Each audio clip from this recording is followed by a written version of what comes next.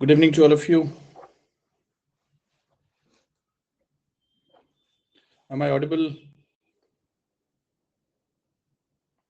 Audio video fine.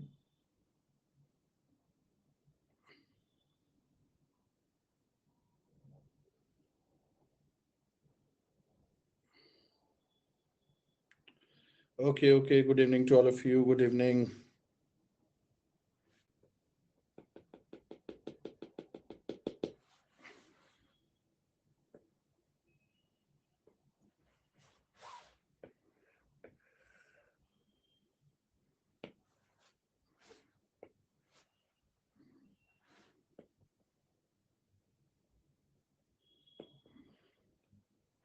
Good evening to all of you. Good evening. That's it. That's it.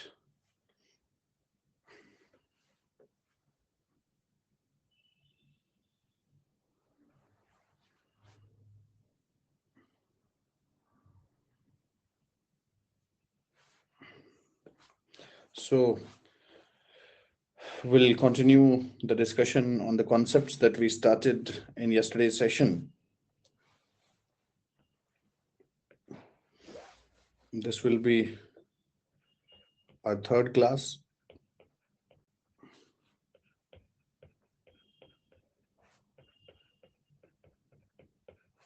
December 24th.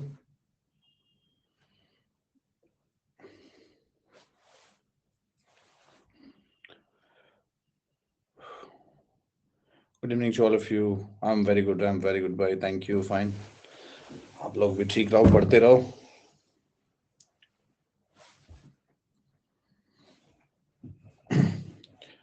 बस अभी सबका good evening हो गया भाई. Let's start the discussion. कल हमने फूड चेन के बारे में बात की, पिरामिड्स के बारे में बात की.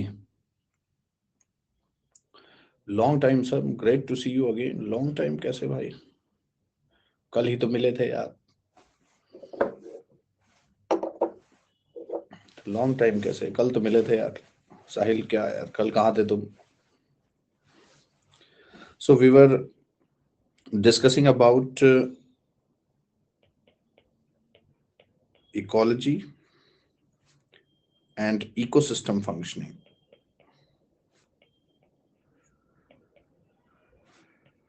देखो, लाइव क्लास अटेंड किया करो, रिकॉर्डिंग की वेट मत करो.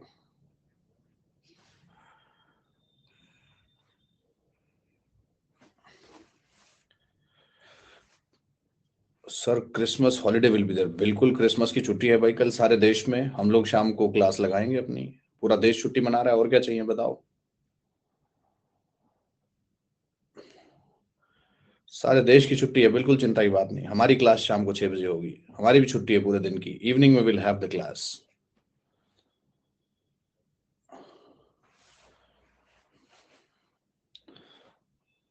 जिसका शाम का प्लान है वो अपनी रिकॉर्डिंग देख लेना आके भाई. बट क्लास तो हमारी है. ठीक है.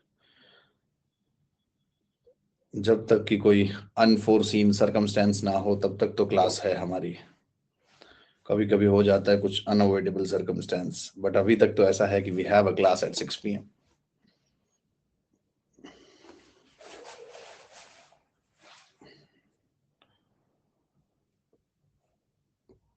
कंचन इज सेइंग सर केक खिलाएंगे ना आप? हाँ बिल्कुल बेटे, तेरा तो बनता है केक खाना.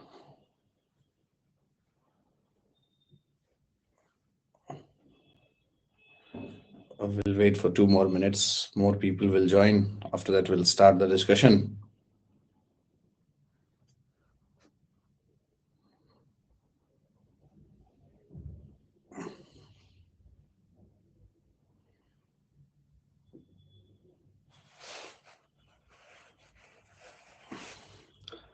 एक हम लोगों ने टेलीग्राम ग्रुप भी क्रिएट किया हुआ है. आई थिंक आप लोग उसमें ऐड हो गए होंगे. नहीं हुए होंगे तो जो हमारे कॉन्टैक्ट नंबर्स हैं उन पे बात करके आप बोल दीजिएगा हमें टेलीग्राम ग्रुप में ऐड करो. I will start sharing the things over there. बस कल कल की क्लास और उसके बाद you will start getting the documents also. So please join that Telegram group. You can ask the numbers जो हमारे दिए गए हैं उस पर कॉल करके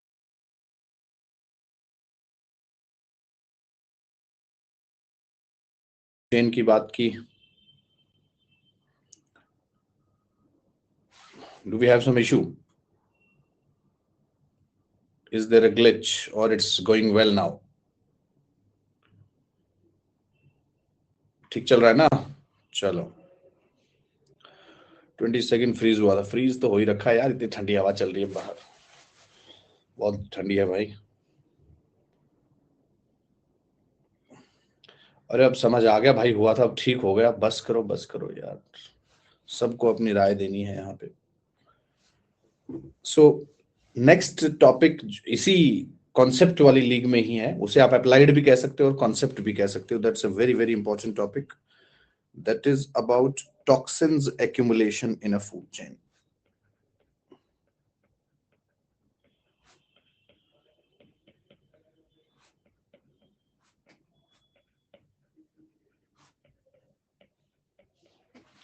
toxins accumulation in a food chain. So जब हम बात करते हैं टॉक्सिन्स की, देखो फूड चेन जो है that begins with primary producers.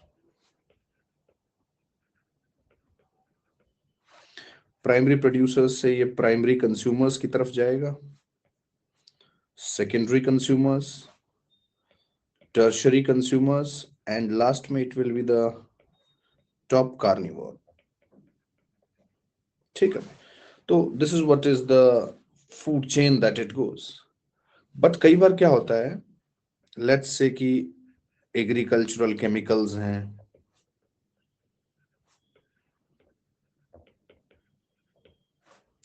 या फिर मेटालिक पॉल्यूटेंट्स हैं,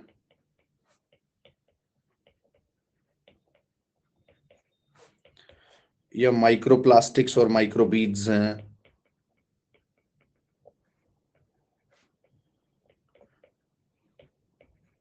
ये इस तरह के जो कंपाउंड्स हैं, टॉक्सिन्स हैं, ये फूड चेन में एंटर कर जाते हैं. एग्रीकल्चरल केमिकल्स की अगर मैं बात करूं तो I think you can easily understand we are talking about DDT, BHC, aldrin, endosulfan, phorates, dieldrin, ये सारे जो भी कंपाउंड्स हैं, methyl पैराथायोन etcetera etcetera.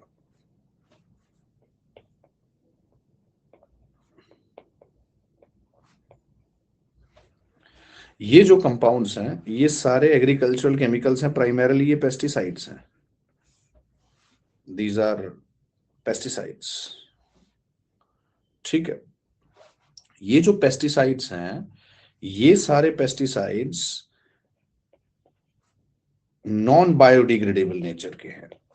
These are not something which can easily be removed from the environment. Non biodegradable nature. फिर आपके metallic pollutants हैं जैसे arsenic, cadmium, mercury, lead, ये सब जो मेटालिक पॉल्यूटेंट्स हैं ये हुए. या फॉर्म्स ऑफ प्लास्टिक जैसे कि माइक्रोप्लास्टिक हो गए, माइक्रोबीड्स हो गए. ये इस तरह की चीजें जब फूड चेन में एंटर कर जाती है तो वो टॉक्सिन्स या केमिकल्स इजीली फूड चेन से रिमूव नहीं हो सकते. तो ये toxins when they enter the food chain, तो ये भाई क्या करते हैं, ये फूड चेन में घूमते रहते हैं. क्योंकि कोई भी लिविंग बीइंग इतनी आसानी से इन्हें डिग्रेड नहीं कर सकता और ना ही ये बॉडी से इतनी आसानी से रिमूव होते हैं. तो एंटर द फूड चेन का सीधा मतलब है they entered the ecosystem functioning.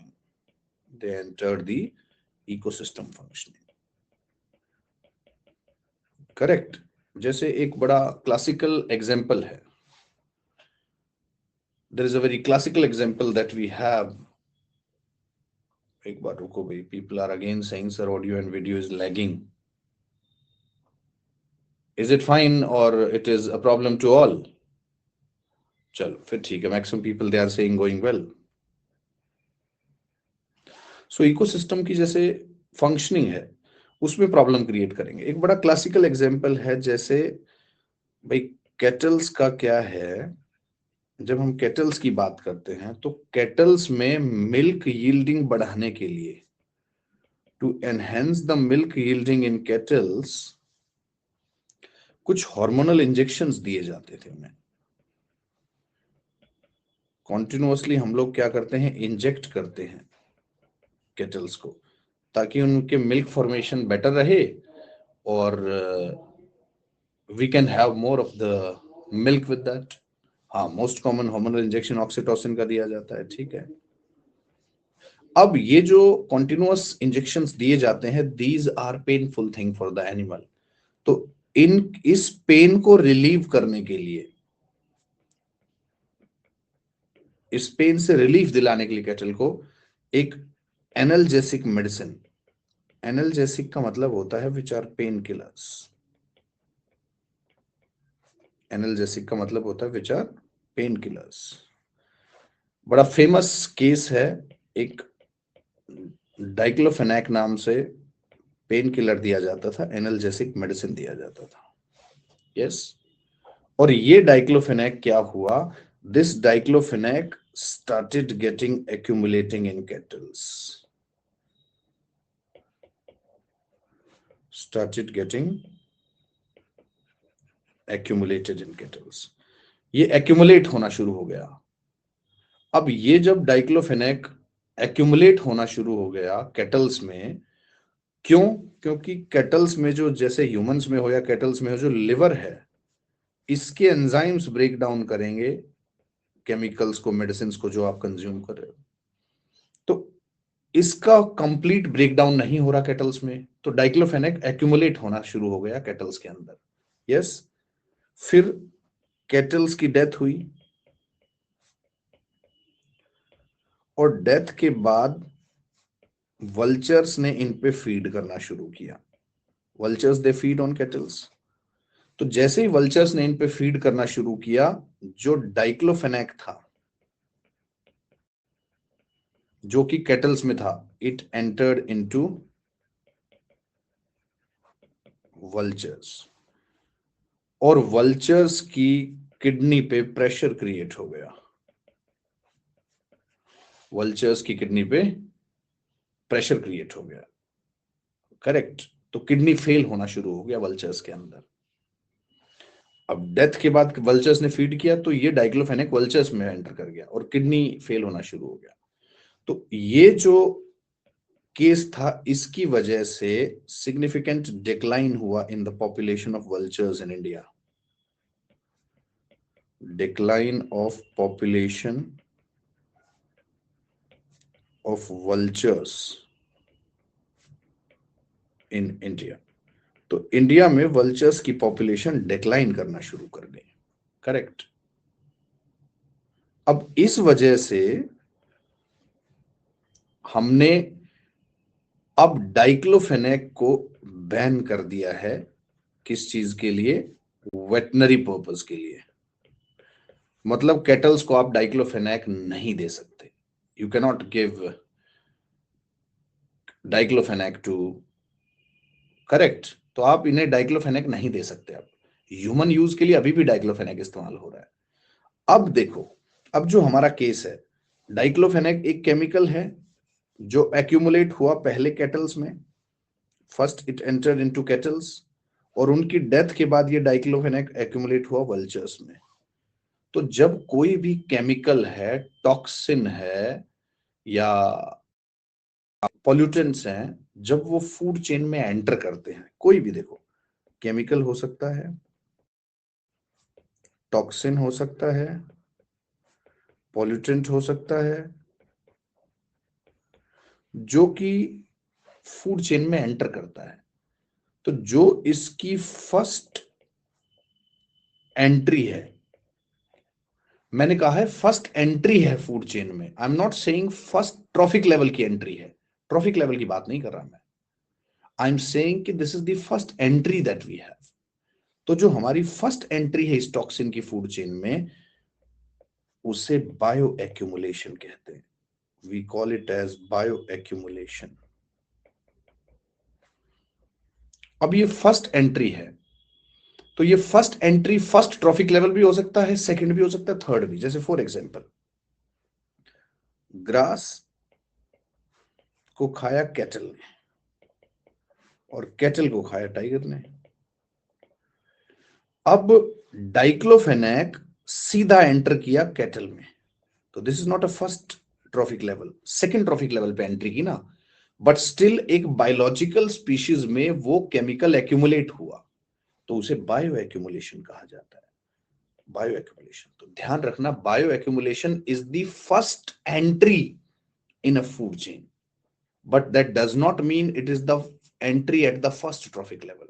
ये किसी भी ट्रॉफिक लेवल में एंटर कर सकता है, this can enter in any trophic level. दूसरा एग्जांपल जैसे मैं तुम्हें बताऊं, let's say phytoplanktons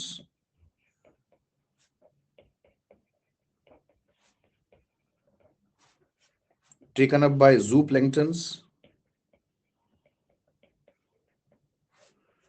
taken up by small fishes,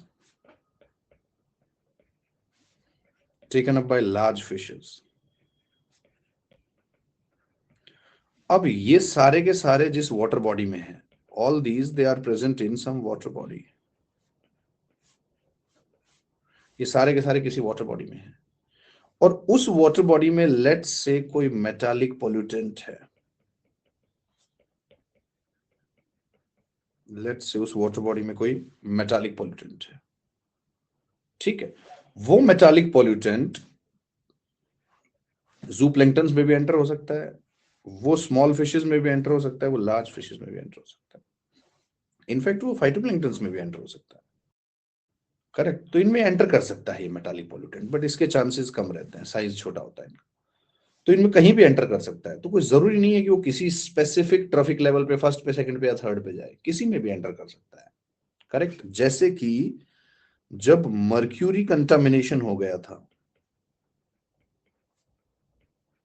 when mercury contamination took place in Minamata Bay, Japan, in the Minamata Bay in Japan, तो ये mercury,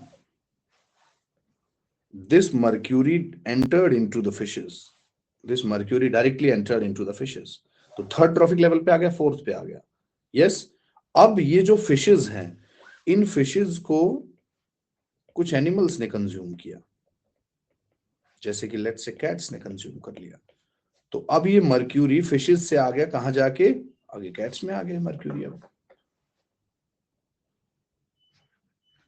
तो अब ये फिशेस के बाद कैट्स में आ गया, सो ये एक एंट्री है, तो कोई जरूरी नहीं है किसी एक स्पेसिफिक ट्रॉफिक लेवल पे हो, बट हाँ एक डिफाइंड ट्रॉफिक लेवल पे है, चाहे वो पहला हो, दूसरा हो, तीसरा हो, वहां पे जब एंट्री हो रही है, तो उस एंट्री ऑफ केमिकल टॉक्सिन को हम कहते हैं बायो एक्यूमुलेशन। मतलब जब वो एक स्पेसिफिक ट्रॉफिक लेवल पे एंटर कर गया है, बट वो ट्रॉफिक लेवल कोई भी हो सकता है, फर्स्ट हो सकता है, सेकंड हो सकता है, थर्ड हो सकता है, फोर्थ हो सकता है, that can be there, correct. तो इस डिस्कशन का एक जो स्टार पॉइंट निकल के आता है, ये सबको पता होगा डाइक्लोफेनेक, और ये बड़ी बेसिक सी बातें हैं, ये सारे के सारे पेस्टिसाइड्स हैं, ये बहुत जनरल सी बातें हैं, ये क्या है, एग्रीकल्चरल पेस्टिसाइड्स हैं, जो मैंने एग्जांपल्स लिखे हैं अभी। ये सारे के सारे केमिकल्स जो हैं, ये पेस्टिसाइड्स थे, और ये केमिकल्स एंटर करते हैं, तो किसी भी लेवल पे एंटर कर सकते हैं। तो एक इस डिस्कशन का जो स्टार पॉइंट आपने लिखना है, please right the statement, bio accumulation is the entry of, bio accumulation is the entry of chemicals, toxins, or pollutants, chemicals, toxins, and pollutants, chemicals, toxins, or pollutants at a defined trophic level of a food chain, at a defined trophic level of a food chain, at a defined trophic level of a food chain, at a defined trophic level of a food chain, which is not necessarily the first trophic level, which is not necessarily the first trophic level.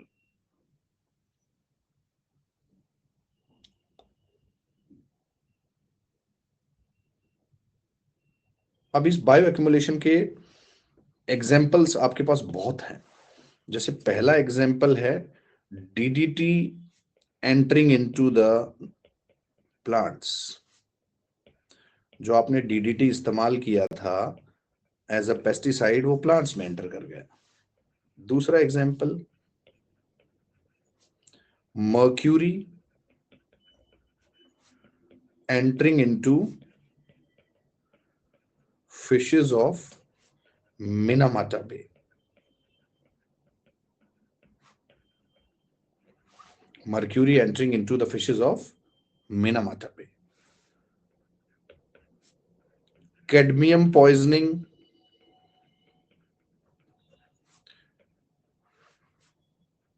in zooplanktons.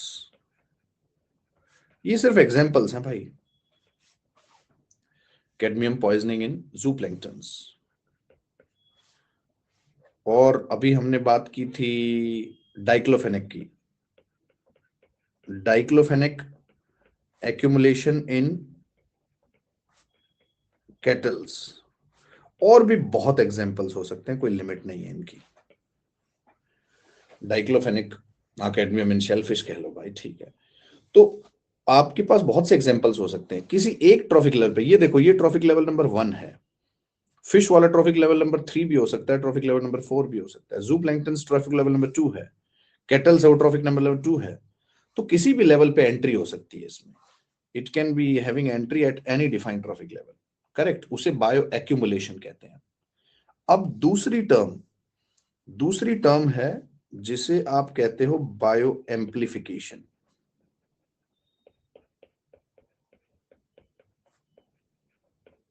या इसका ज्यादा commonly used term है bio magnification, या इसका दूसरा term है bio magnification. Basically इसका क्या मतलब होता है, जब ये केमिकल्स टॉक्सिन्स आपकी फूड चेन में आगे मूव करें, when they move through the successive trophic levels. मतलब डीडीटी प्लांट्स में एंटर किया था, प्लांट से लेट से ह्यूमंस में आ गया। मर्क्यूरी फिशेस में एंटर किया था, फिशेस से लेट से ये कैट में चला गया। कैडमियम जू प्लैंक्टन्स में गया था, जू प्लैंक्टन से लेट से फिशेस में चला गया। डाइक्लोफेनिक एक्यूमुलेशन कैटल्स में हुआ था, कैटल से चला गया वल्चर्स में। तो जब कोई भी केमिकल टॉक्सिन पॉल्यूटेंट एक फूड चेन में आगे मूव करता है through successive trophic levels, that process is termed as bio amplification और बायो मैग्निफिकेशन।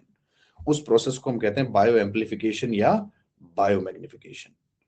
तो उसे बायो मैग्निफिकेशन कह लो या बायो एम्प्लीफिकेशन कह लो, ठीक है। अब जो ये बायो मैग्निफिकेशन और एम्प्लीफिकेशन का प्रोसेस है, इसमें एक बड़ी इंपॉर्टेंट चीज है, क्योंकि नंबर ज्यादा होगा at the level of lesser trophic levels. जैसे प्लांट्स है, फाइटोप्लैंक्टन, उनका नंबर ज्यादा होता है जनरली। लेकिन जैसे जैसे आप बढ़ते जाओगे ऊपर वाले ट्रॉफिक लेवल्स की तरफ, तो नंबर कम होता जाएगा। तो बायो मैग्निफिकेशन जो प्रोसेस है, इसका एक बड़ा इंपॉर्टेंट पॉइंट आपको याद रखना है कि concentration of such chemicals or toxins or pollutants will be increasing with trophic levels। कि एक फिश में, सॉरी, एक लेट्स से प्लांट में जितना डीडीटी था, उसकी बजाय एक टाइगर में जितना डीडीटी होगा, वो टाइगर वाला ज्यादा होगा। देखो, एम्प्लीफिकेशन, एम्प्लीफाई का क्या मतलब है, बढ़ रहा है, मैग्नीफाई हो रहा है मतलब बढ़ रहा है। तो सक्सेसिव ट्रॉफिक लेवल्स के साथ ये केमिकल्स, टॉक्सिन्स, पॉल्यूटेंट्स, इनका कॉन्सेंट्रेशन बढ़ता है इन एन इंडिविजुअल। इसे ही बायो मैग्निफिकेशन या बायो एम्प्लीफिकेशन कहते हो आप। This is what is bio magnification और बायो एम्प्लीफिकेशन, इसे ही कहा जाता है। जू प्लैंक्टन्स, स्मॉल साइज्ड जो छोटे एनिमल्स हैं, इनवर्टिब्रेट्स हैं, मरीन लाइफ के, उन्हें जू प्लैंक्टन्स कहा जाता है, करेक्ट। सो जैसे जैसे आपका लेवल बढ़ेगा फूड चेन में, वैसे वैसे आपके इंडिविजुअल्स कम होते जाएंगे, और केमिकल है उसका concentration per unit of individual में बढ़ता चला जाएगा। पहले था वो हजारों प्लांट्स में डिस्ट्रीब्यूटेड था, अब वो जाके डिस्ट्रीब्यूट हो गया लिमिटेड नंबर ऑफ कैटल्स में, उसके बाद और कम नंबर ऑफ टाइगर्स में, तो वो बढ़ता जाएगा कॉन्सेंट्रेशन। अब इन दोनों, ये दोनों टर्म बहुत कॉमन है, सबको पता होती है ये। इन दोनों के साथ एक और टर्म इस्तेमाल किया जाता है, we call it as bio concentration. We call it as bio concentration. इनके साथ एक और जो टर्म इस्तेमाल किया जाता है उसे बायो कॉन्सेंट्रेशन कहते हैं। भाई बायो एम्प्लीफिकेशन होता है फूड चेन में, जैसे जैसे आप मूव करते हो, जैसे जैसे आप मूव करोगे फूड चेन में, तो वो जो केमिकल है, टॉक्सिन है, यार तुम्हें हर चीज का एग्जांपल देके समझाना पड़ेगा, रुक जाओ।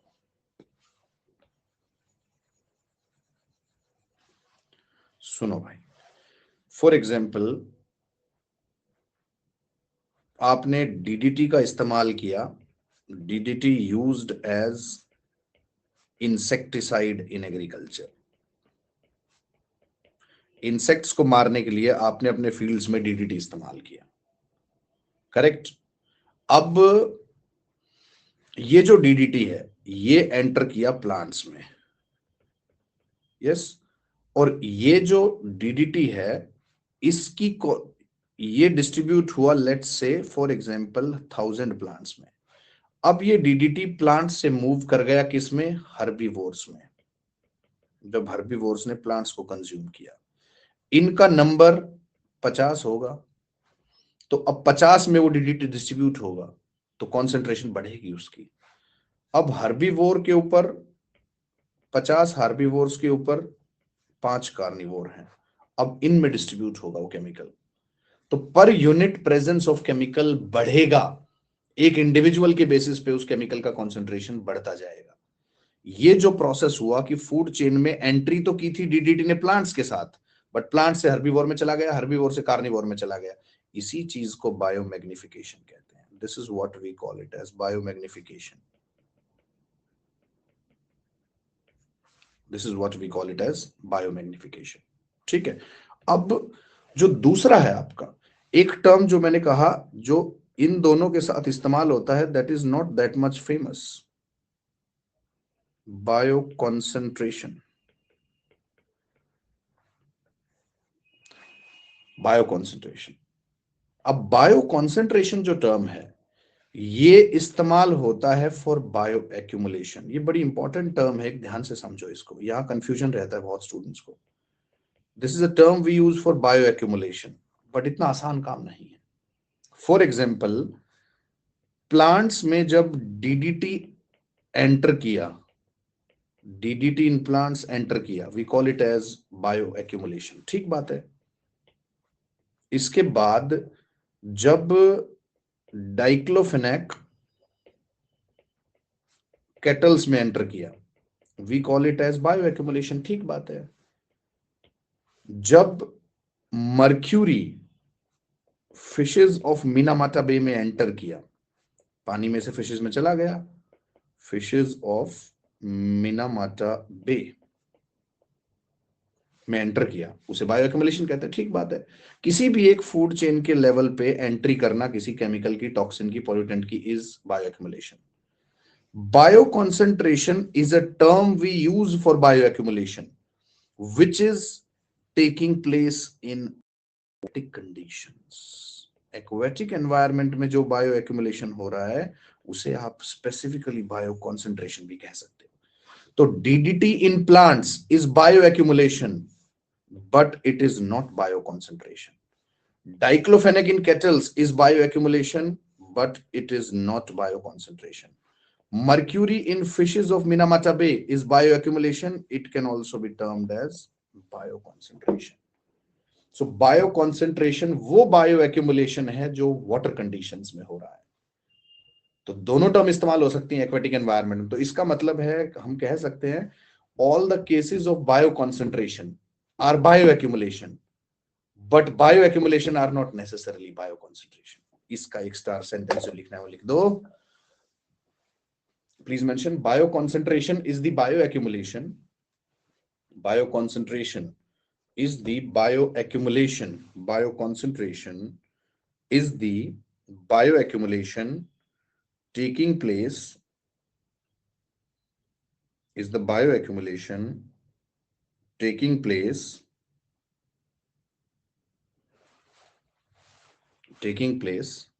in aquatic conditions. In aquatic conditions. Taking place in aquatic conditions. taking place in aquatic conditions. That is all the bioconcentration cases.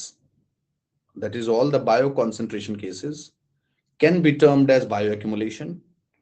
All the bioconcentration cases can be termed as bioaccumulation, but the opposite is not true.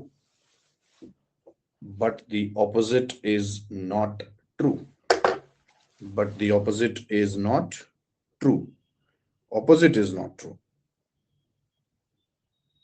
Opposite को आप सही नहीं कह सकते भाई, ठीक है। Example लिख लो, mercury contamination in the fishes of Minamata bay. Mercury contamination in the fishes of Minamata bay. चलो आगे बढ़ते हैं। अब जो ये मिनामाटा बे वाली स्टोरी है, यहां ये एक कोस्टल सिटी है, एक इंडस्ट्रियल टाउन है कोस्ट लाइन पे मिनामाटा। जैसे बे ऑफ बंगाल है, तो बंगाल तो भाई जगह ही है ना, तो मिनामाटा बे इन जापान, इसमें इंडस्ट्रियल डिस्चार्ज रिलीज किया जा रहा था। We were releasing the industrial discharge over here. और उस industrial discharge primarily automobile sector है वहां, या इलेक्ट्रॉनिक्स है, और दोनों ही सेक्टर्स में mercury was continuously used for manufacturing. Mercury का इस्तेमाल हो रहा था।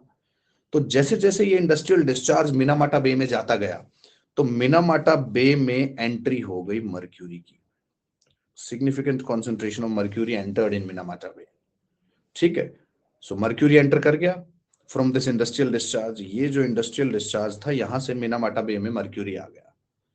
और इस मिनामाटा बे में जो भी मरीन लाइफ थी, लेट्स से फिशेस थी, लेट्स से फिशेस थी उसमें, ठीक है। अब उस फिशेस में ये मर्क्यूरी की पॉइजनिंग हो गई। So mercury poisoning took place. Mercury poisoning took place, mercury की पॉइजनिंग हो गई भाई उसमें। अब उस मर्क्यूरी पॉइजनिंग की वजह से न्यूरल डिसऑर्डर्स डेवलप होने शुरू हो गए। लेट्स से वो जो फिश थी जिसमें मर्क्यूरी थी, उस फिश को खा लिया कैट्स ने, उस फिश को खा लिया डॉग्स ने, उस फिश को खा लिया ह्यूमंस ने। किसी ने भी उस फिश को खाया, उसके अंदर न्यूरल डिसऑर्डर्स डेवलप होने शुरू हो गए।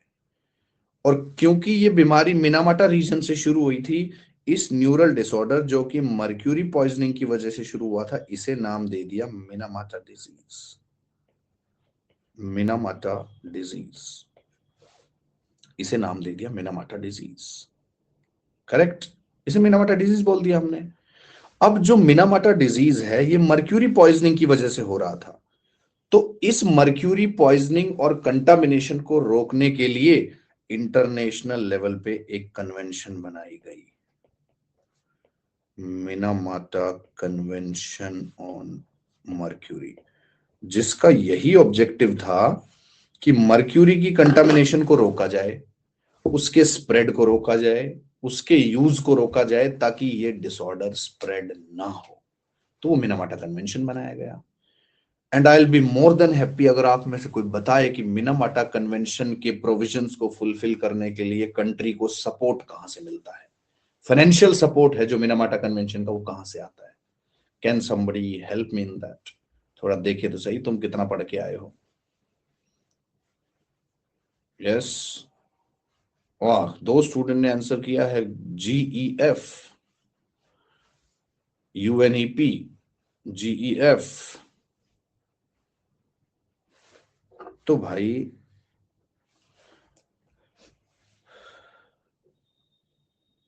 बस, अरे बस करो भाई, फोरम, WWF, WHO, बस करो बस।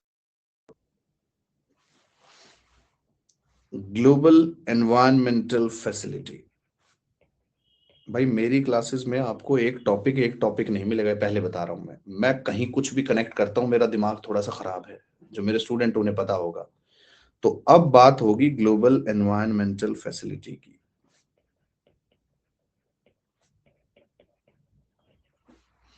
ग्लोबल एनवायरमेंटल फैसिलिटी बेसिकली एक 1990s में डेवलप हुआ फंड है, पैसा है ये भाई, करेक्ट, जो 1990s में डेवलप हुआ। इसका मेन ऑब्जेक्टिव था, जो आपका रियो समिट था, जो कन्वेंशन पार्ट कह रहे हैं वीक है, बिल्कुल चिंता मत करो, कन्वेंशन कोई वीक नहीं बचेगा तुम्हारा, कन्वेंशन ही तुम्हारी स्ट्रेंथ बनेगी, तुम रुक जाओ बस। तो global environmental facility, Rio summit जो था 1992 का, करेक्ट, जिसका नाम था UNCED, UN conference on environment and development, जिसे अर्थ समिट भी कहा गया, अर्थ समिट भी कहा गया। उस समिट के साथ एक फाइनेंशियल मैकेनिज्म डेवलप हुआ, जिसको हमने नाम दिया ग्लोबल एनवायरमेंटल फैसिलिटी। और जब इतना तुम लोगों ने बता दिया, तो तुम्हें यह भी पता होगा कि ग्लोबल एनवायरमेंटल फैसिलिटी की जो पैसा है, ये किसकी कस्टडी में है, एसबीआई को दिया गया है कि एचडीएफसी को दिया गया, किसको दिया गया है ये पैसा, ये भी तुम्हें पता होगा। फिर ग्लोबल एनवायरमेंटल फैसिलिटी का कस्टोडियन है वर्ल्ड बैंक। अरे सारा लिखने की जरूरत नहीं है। यस, तुम इतना क्यों परेशान हो रहे हो? यूपीएससी तुमसे बाकायदा 100 क्वेश्चंस के गोले भरवाएगा, जितना मन करे। 400 गोले भरने की फ्रीडम है तुम्हारे पास, आराम से 400 गोले भर के आना वहां पे, ठीक है? You have the freedom to fill all the 400 circles, so don't worry about that. अभी फिलहाल जो मैं पूछूं वही बताया करो, सब में अपनी नॉलेज दिखाते रहते हो। मुझे पता है ऑनलाइन क्लास है, सामने में बैठा हूं, तुम में से एक नहीं बोलता। फिर तुम यही कहते सर एसबीआई एचडीएफसी कह रहे हो सकता है पीएनबी हो। चलो, सो ग्लोबल एनवायरमेंटल फैसिलिटी है, उसका कस्टोडियन वर्ल्ड बैंक है, correct, the custodian is world bank. अब जो ये ग्लोबल एनवायरमेंटल फैसिलिटी है, ये 5 कन्वेंशंस को सपोर्ट करता है। It sponsors 5 different conventions directly and 1 convention indirectly. एक कन्वेंशन को ये डायरेक्टली सपोर्ट करता है, एक को ये इनडायरेक्टली सपोर्ट करता है। डायरेक्टली जिसको सपोर्ट कर रहा है वो 5 conventions UNFCCC, united nations framework convention on climate change, UNCCD, UN convention to combat the desertification, UNCBD, UN convention on biological diversity. इसके बाद एक हमने अभी अभी बताया मिनामाटा कन्वेंशन, और इसके अलावा एक है स्टॉकहोम कन्वेंशन ऑन पॉप्स। अभी आ रहा हूं, यहां ज्यादा देर नहीं लगेगी। Stockholm convention on pops in 5 conventions को डायरेक्टली स्पॉन्सर करता है।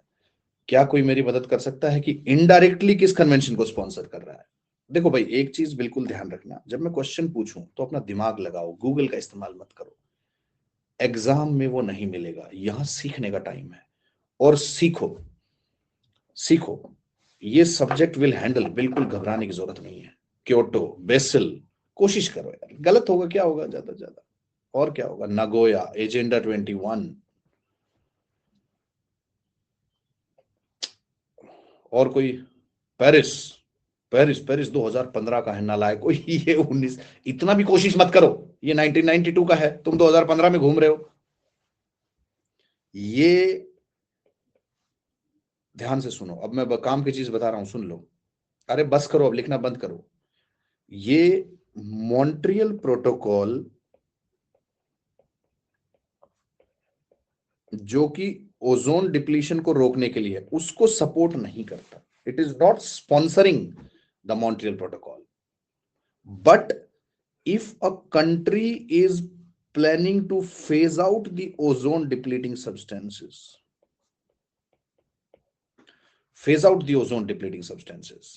ओजोन डिप्लीटिंग सब्सटेंसेस के फेज आउट के लिए अगर वो कंट्री काम कर रहा है तो वहां से सपोर्ट मिलती है ग्लोबल एनवायरमेंटल फैसिलिटी। तो देखो मॉन्ट्रियल को पैसा नहीं दे रहा है ये, लेकिन ओजोन डिप्लीटिंग सब्सटेंसेस को फेज आउट करना is indirect support to Montreal only, इसीलिए एक कन्वेंशन को ये इनडायरेक्टली सपोर्ट करता है।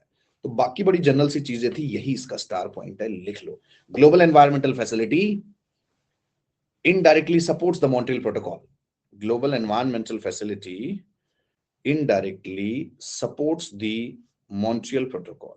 Indirectly supports the Montreal Protocol. Indirectly supports the Montreal Protocol. As it sponsors phasing out of ozone depleting substances. As it sponsors phasing out of ozone depleting substances. As it sponsors phasing out of ozone depleting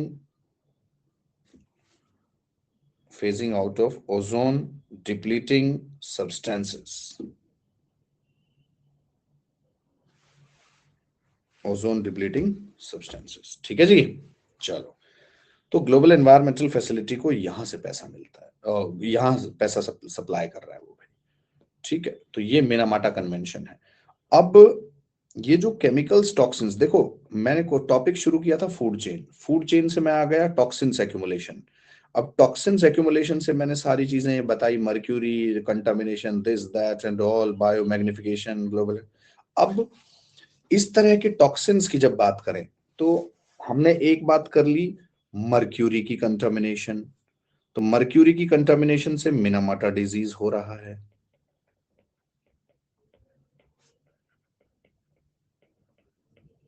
Minamata disease. दूसरा, एक cadmium poisoning होती है, उससे itai disease होता है, जिसका दूसरा नाम काफी इंटरेस्टिंग है, आपको पता भी होगा, आउच डिजीज। बस नाम याद करने, कोई तुम्हें यहां ट्रीटमेंट करके नहीं दिखाना। या आर्सेनिक की जब बात करें तो इससे ब्लैक फुट डिजीज हो रहा है।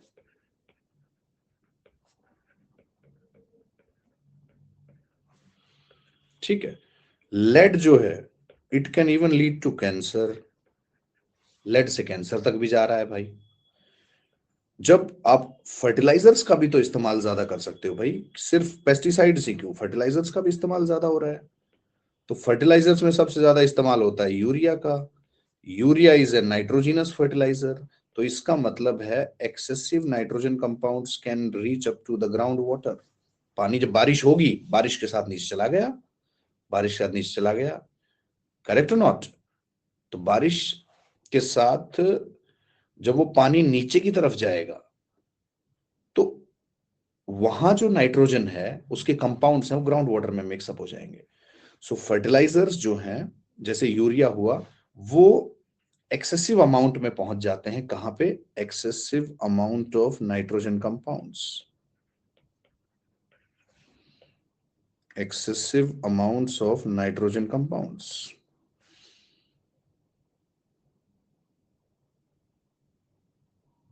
ठीक है भाई। अब ये कहां पहुंच गए? ग्राउंड वाटर में विद लीचिंग, ग्राउंड वाटर में पहुंच गए through leaching, through percolation. Leaching कह लो या परकोलेशन कह लो। जब ऐसा ग्राउंड वाटर कंज्यूम किया जाएगा तो वहां से भी, अरे इन बीमारियों के सिम्टम, ट्रीटमेंट, डायग्नोसिस ये सब मत पढ़ने लग जाना, मेडिसिन मत बना देना इसको, ठीक है। तो वो जो डिजीज होगी,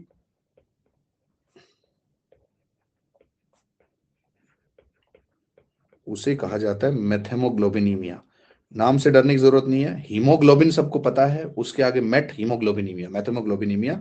और इसका ज्यादा कॉमन नेम है ब्लू बेबी सिंड्रोम। तो दोनों आपको पता होना चाहिए, ब्लू बेबी सिंड्रोम। तो ये डिजीज Ankur is saying sir I am new to the subject, it would really help sir if थोड़ा बेसिक से होगा सब। अरे तो ये बेसिक से ही तो हो रहा है, ये बहुत आप लोगों को एडवांस लग रहा है क्या? कितने लोगों को प्रॉब्लम आ रहा है ये सब चीजें हैंडल करने में? अरे ये तो बेसिक ही है भाई, अभी तो मैं गया ही नहीं हूं आगे तो यार, ये तो बेसिक है भाई। Correct, this is basic only.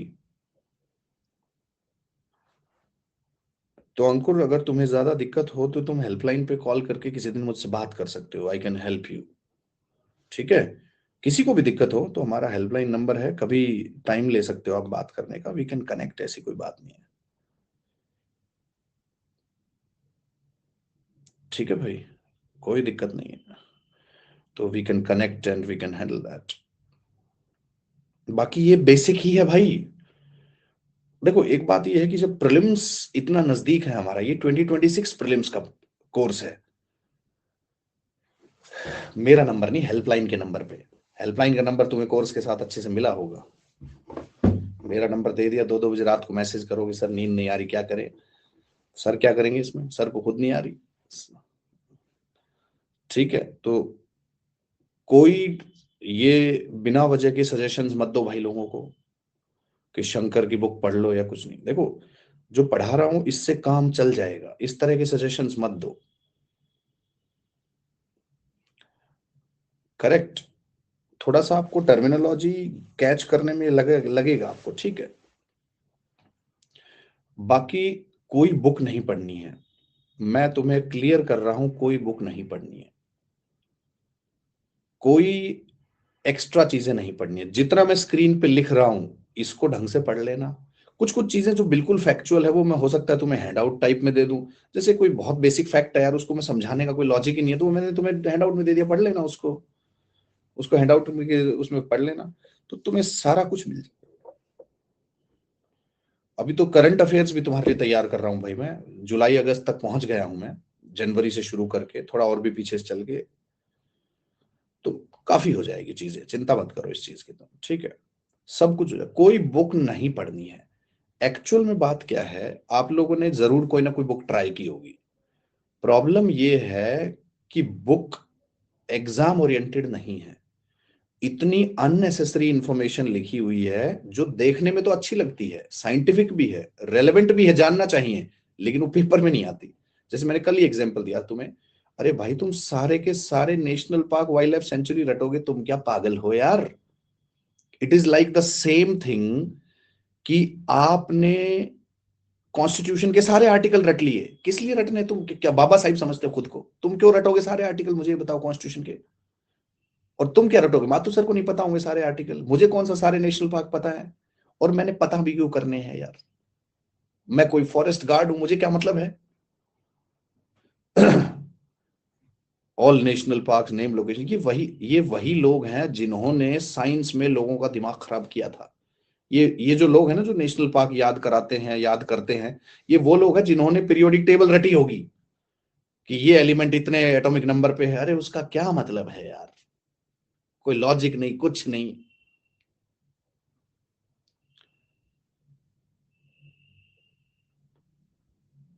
मेरी बातें सुन लो तुम बस, ठीक है,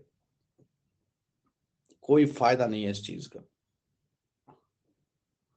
अब वर्ल्ड हिस्ट्री में सही कह रहा है कोई, तनुज कौन कह रहा है वर्ल्ड हिस्ट्री में 1 महीना, अरे वर्ल्ड हिस्ट्री में सवाल एक आएगा भी या नहीं आएगा उसकी कोई गारंटी नहीं, इसमें 1 महीना लगा रहे हो, 1 महीने में तुम पूरा जीएस पेपर 2 कर लोगे यार, कहाँ यार।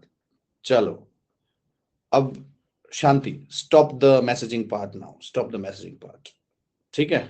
बस भाई देखो, I I request you people, stop the messaging part, stop the messaging part. मैंने तुम्हें बता दिया है, वी कैन कनेक्ट, ऐसी कोई दिक्कत नहीं है, वी कैन कनेक्ट ऑल्सो, ठीक है। और बहुत ज्यादा दिक्कत हो तो टाइम लेके तुम यहाँ आ सकते हो, द्वारका सेक्टर 11 में हमारा ऑफिस है, टाइम लेके कि सर किस दिन मिल सकते हैं, आ सकते हो, I will give you 10-15 minutes, half an hour to discuss the things, ऐसी कोई दिक्कत नहीं है यार, आई एम ऑलवेज अप्रोचेबल। तो बिल्कुल परेशान नहीं होना, stop the messaging part, continue the discussion part, ठीक है। ओके, तो ये सारा एस्पेक्ट है जो आपको पता होना चाहिए। अब जो ये आपके केमिकल्स हैं,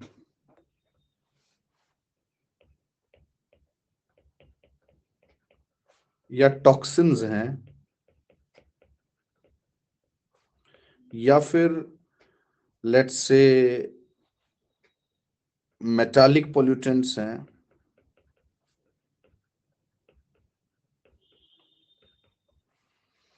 इन सब को रेगुलेट करने के लिए इंटरनेशनल मैकेनिज्म्स बनाए गए। इंटरनेशनल मैकेनिज्म्स बनाए गए, ठीक है। उसमें इनके साथ साथ हमने वेस्ट प्रोडक्ट्स को भी इंक्लूड कर दिया। अब इंडस्ट्रियल वेस्ट है, उसके अंदर ये सारी चीजें होंगी, तो हमने ऐड कर दिया। हॉस्पिटल वेस्ट है, हॉस्पिटल वेस्ट में मर्क्यूरी नहीं होगा क्या? सारे इक्विपमेंट सब में मर्क्यूरी होता है। इलेक्ट्रॉनिक वेस्ट है, उसमें मर्क्यूरी नहीं होगा क्या? उसमें लेड भी होगा, कैडमियम भी होगा, आर्सेनिक भी होगा। वेस्ट प्रोडक्ट इन सबको भी इंक्लूड कर दिया। तो इंटरनेशनल लेवल पे हमने कुछ मैकेनिज्म्स बनाए टू रेगुलेट दीज, ठीक है। और उन मैकेनिज्म्स का सबसे इंपॉर्टेंट हिस्सा है BRS conventions. Most important part is BRS conventions. शायद आपने नाम सुना ही होगा बीआरएस कन्वेंशंस का, क्वाइट फेमस टर्म। तीनों सिस्टर कन्वेंशंस कही जाती हैं, तीनों एक ही तरीके की चीजों से डील कर रही हैं, so we call them as sister conventions,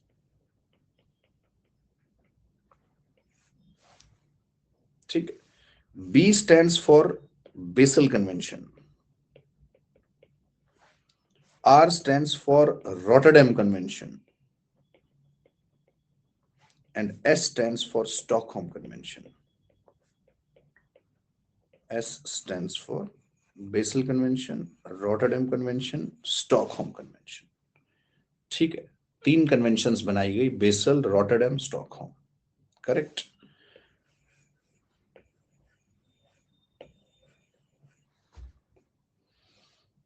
अब पहली चीज तो आपको यह ध्यान रखना है कि ऐसी ऐसी एक जैसी टर्म दिखें तो परेशान नहीं होना।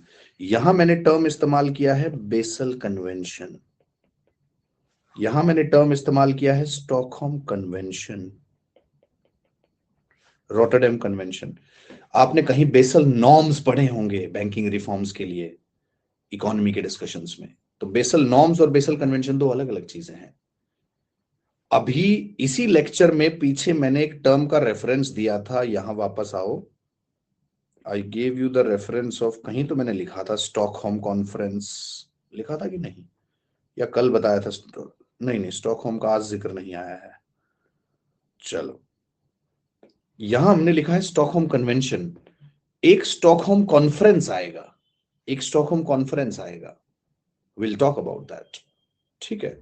तो स्टॉकहोम कन्वेंशन अलग है, स्टॉकहोम कॉन्फ्रेंस अलग है, बेसल नॉर्म्स अलग है, बेसल कन्वेंशन अलग है, ठीक है। स्टॉकहोम कन्वेंशन की बात कर रहे हैं फिलहाल हम। और ये जैसे तुम ये गलतियां मत करना कि कौन से साल में आई थी, कोई मतलब नहीं है यार, कोई मतलब नहीं है, कोई लेना देना ही नहीं है इन चीजों का, ठीक है। सो अननेसेसरी अपनी इंफॉर्मेशन बेस मत बढ़ाओ जिसकी कोई जरूरत नहीं है। सो बेसल, रॉटरडैम, स्टॉकहोम। अब जो पहली कन्वेंशन है इनमें से basal convention,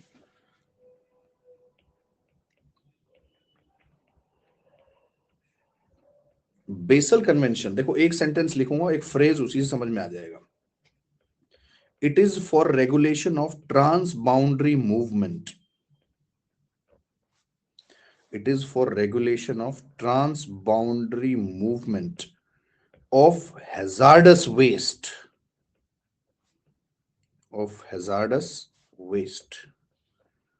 transboundary movement of hazardous waste।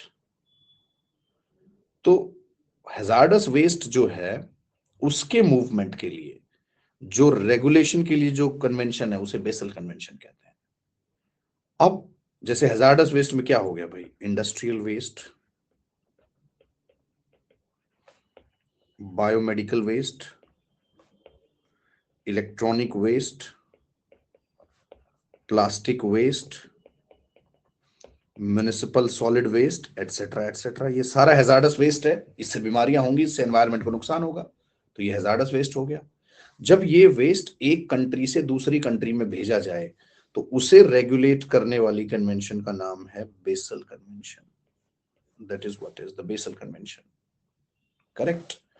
अब यहां एक बड़ा इंपॉर्टेंट क्वेश्चन बनता है कि बेसल कन्वेंशन में all categories of wastes are included. All categories of waste. देखो इसका क्या मतलब हुआ।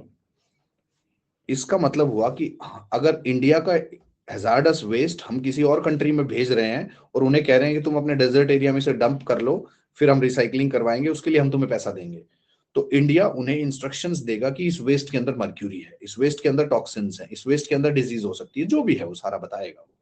तो उसको रेगुलेट करने के लिए बेसल कन्वेंशन बना। Yes, all categories of waste they are included under Basel convention accept.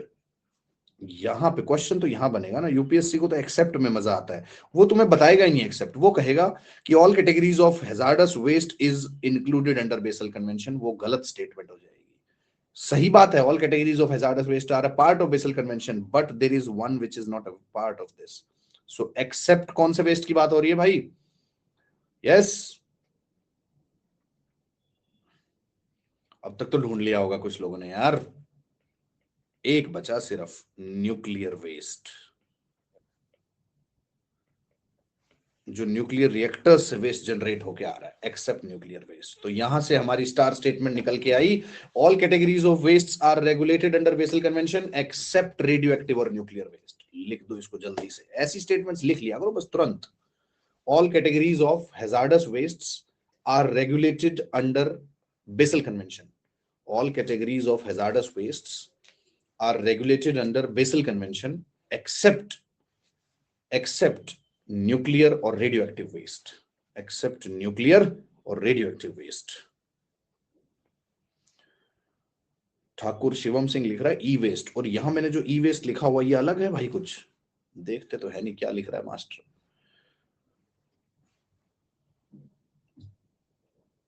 All categories of hazardous wastes are regulated under basel convention, are regulated under basel convention except nuclear or radioactive waste, except nuclear or radioactive waste।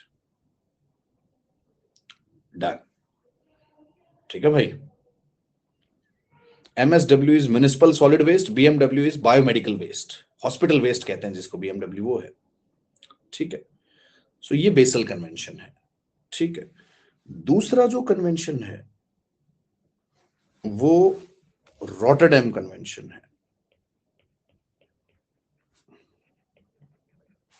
I think सबको पता होगा, basal एक शहर है, it's a Swiss city, Switzerland में। Rotterdam one of the most significant port city of Europe, Netherlands में है Rotterdam. ठीक है भाई। तो रॉटरडैम कन्वेंशन जो है, देखो बहुत आसान सी बात है, यहां पे था हैजार्डस वेस्ट का ट्रांस बाउंड्री मूवमेंट हो रहा है, लेकिन जरूरी थोड़ी है कि जो हैजार्डस चीज है वो वेस्ट ही हो हमेशा। जो एग्रीकल्चरल केमिकल्स हैं तो वो यूज की चीज है, लेकिन हैजार्डस हुई ना। तो रॉटरडैम कन्वेंशन का मेन ऑब्जेक्टिव हमने रखा to regulate trans boundary movement of, to regulate transboundary movement of hazardous chemicals, hazardous chemicals like agricultural pesticides। तो ये यूज की चीज है एग्रीकल्चर में, लेकिन हैजार्ड्स तो है ना इसके, तो उन्हें रेगुलेट करने के लिए रॉटरडैम कन्वेंशन आई। To regulate them came the Rotterdam convention. That is what is Rotterdam convention. तीसरा जो कन्वेंशन है दैट वी मेंशन, बस कोई डिटेल नहीं, इतना ही बहुत है, that is we call it as Stockholm convention. Stockholm convention on, इसे कहते हैं परसिस्टेंट ऑर्गेनिक पॉल्यूटेंट्स।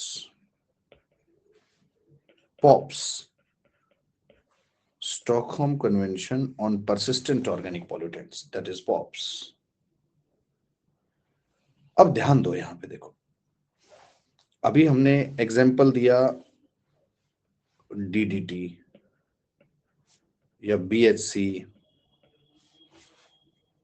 या मिथाइल पैराथायोन, चलो ज्यादा नहीं जाते हैं, 3 ही एग्जाम्पल लिख लेते हैं। ये जो केमिकल्स हैं, DDT वैसे फुल फॉर्म की जरूरत नहीं है, DDT के नाम से ही फेमस है। ये होता है डाइक्लोरो डाइफिनाइल ट्राइक्लोरो इथेन, मतलब कार्बन का डेरिवेटिव है। बेंजीन हेक्साक्लोराइड, मतलब कार्बन का डेरिवेटिव है। मिथाइल पैराथायोन, कार्बन का डेरिवेटिव है, कार्बन का derivative, correct. Aldehydes, ketones, ethers, carboxylic acid, ये सब कार्बन डेरिवेटिव्स होते हैं। एंड स्कूल में कभी पढ़ा होगा, कार्बन और उसके कंपाउंड्स को हम लोग ऑर्गेनिक केमिस्ट्री में स्टडी करते हैं। तो ये सारे के सारे ऑर्गेनिक कंपाउंड्स हैं। सो ऑर्गेनिक कंपाउंड्स का मतलब होता है कार्बन और उसके कंपाउंड्स को स्टडी करना, दैट इज ऑर्गेनिक केमिस्ट्री। तो ऑर्गेनिक कंपाउंड्स है, तो ऑर्गेनिक कंपाउंड हो गए। यस, कार्बोहाइड्रेट जो आपकी बॉडी में बन रहा है वो ऑर्गेनिक है ना, सो ऑर्गेनिक कंपाउंड्स हो गए। तो लेकिन ये ऑर्गेनिक कंपाउंड्स हैं जो नेचर में एज अ पॉल्यूटेंट काम कर रहे हैं, they are acting as a pollutant in the nature, इसलिए इन्हें ऑर्गेनिक पॉल्यूटेंट्स कह देते हो आप। You call them as organic pollutants, क्योंकि ये पॉल्यूटेंट्स की तरह काम कर रहे हैं, ऑर्गेनिक पॉल्यूटेंट्स कहते हो आप इन्हें, ठीक है। और ऑर्गेनिक पॉल्यूटेंट्स हैं जो कि नॉन बायोडिग्रेडेबल नेचर के हैं, नॉन बायोडिग्रेडेबल नेचर के हैं। तो इसका क्या मतलब हुआ कि these can not be removed from the environment so easily. आप इन्हें एनवायरमेंट से इतनी आसानी से निकाल ही नहीं सकते हो, you can not remove them from the environment so easily, non biodegradable nature के हैं ये, करेक्ट। इसका मतलब है they will remain in the environment for longer periods, इसी टर्म के तो परसिस्टेंट कहते हैं। That's why it is termed as persistent organic pollutants, इसलिए इन्हें पॉप्स कहते हैं। अगर तुम्हें टर्म डिकोड करनी पड़े तो क्या मतलब हुआ इसका, that is what is persistent organic pollutants. तो उन्हें रेगुलेट करने के लिए स्टॉकहोम कन्वेंशन आई, उन्हें रेगुलेट करने के लिए स्टॉकहोम कन्वेंशन आई। अब जो ये स्टॉकहोम कन्वेंशन है, इसमें प्रेजेंटली शायद 28 केमिकल्स हैं या 28 पॉप्स हैं, जो कि देख लेना एक बार एग्जाम से पहले, जाने से पहले कितना नंबर है। कभी कभी इस तरह की बदमाशी कर देता है यूपीएससी, लिस्ट याद नहीं करनी है बट कितने हैं ये पता होना चाहिए, कितने हैं पता होना चाहिए। लाइक यूपीएससी ने एक बार प्रीलिम्स में पूछा कि there are 95 PVTGs in India, कि 95 पर्टिकुलरली वल्नरेबल ट्राइबल ग्रुप्स हैं इंडिया में। तो लिस्ट याद नहीं करनी है बट ये 75 है ये पता होना चाहिए आपको, ये 75 है ये पता होना चाहिए आपको। तो इस तरह की चीजें कई बार कर लेता है यूपीएससी, ठीक है।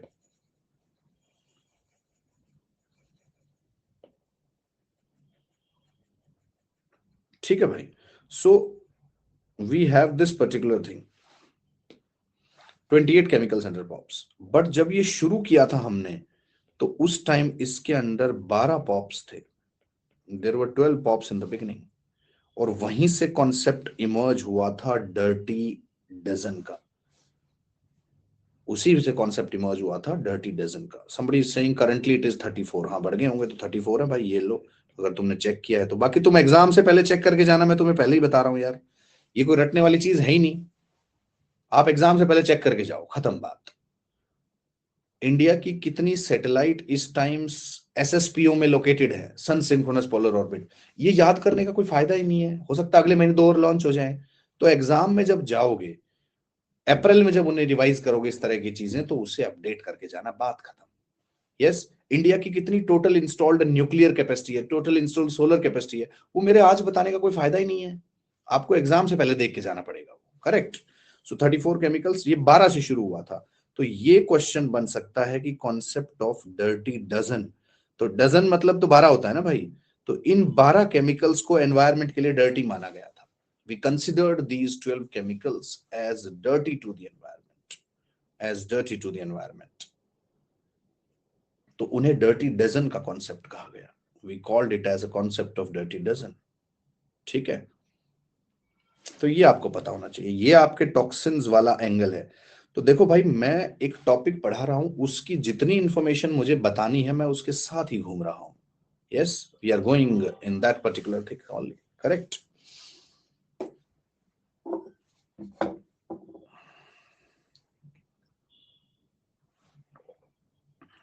सो एक बार स्लाइड तुम्हारे लिए पीछे कर रहा हूं, एक बार बेसल पे नजर मारो, फिर स्टॉकहोम पे, उस पे रोटरडैम पे, फिर स्टॉकहोम पे। Excuse me for 2 minutes.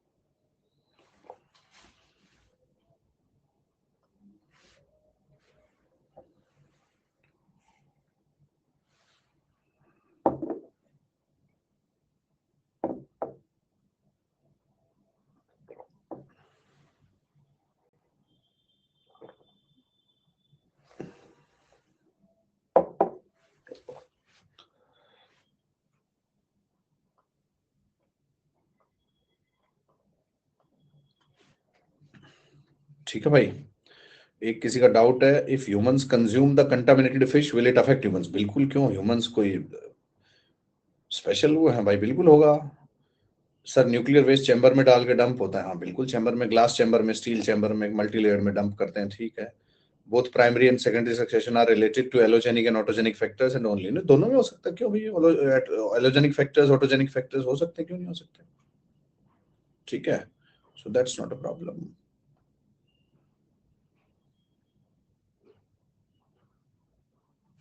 चलो आगे बढ़ते हैं।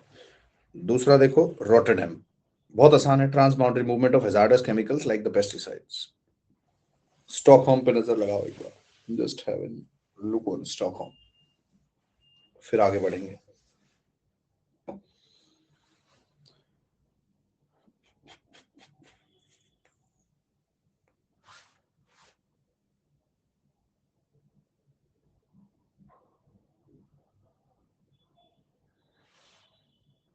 ठीक है भाई, आगे ये स्टॉकहोम हो गया आपका। और जो मुझे जानते हैं पुराने स्टूडेंट्स, उन्हें पता है किसी संडे को हम लोग सुबह बैठेंगे और 3-4 क्लास पढ़ेंगे आराम से बैठ के, ऐसा एक आधे संडे को होगा पक्का, बता रहा हूं तुम्हें पहले ही। किसी संडे को सुबह सुबह बैठेंगे 9 बजे, ठीक है, 2 घंटे की क्लास करेंगे, फिर आधे घंटे का ब्रेक, फिर 2 घंटे की क्लास करेंगे, फिर आधे घंटे का ब्रेक।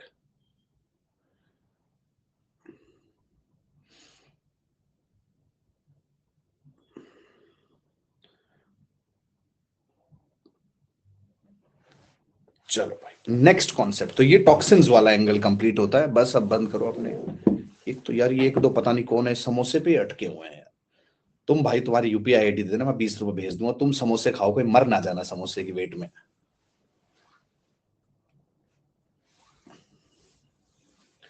चलो, नेक्स्ट जो कॉन्सेप्ट हमने पढ़ना है, दैट इज इकोलॉजिकल इंटरेक्शंस।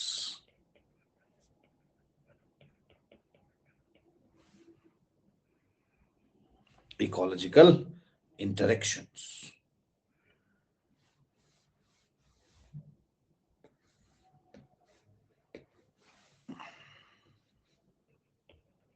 अगला टॉपिक इंटरेक्शंस का है।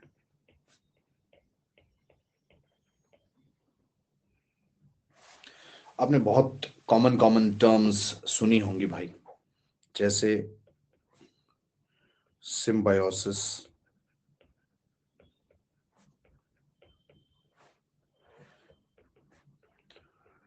पैरासिटिज्म,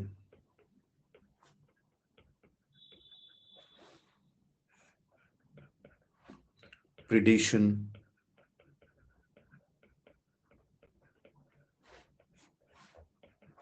कंपटीशन,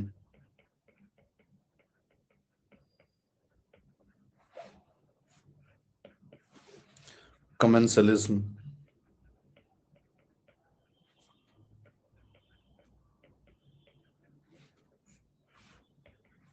एमेंसलिज्म,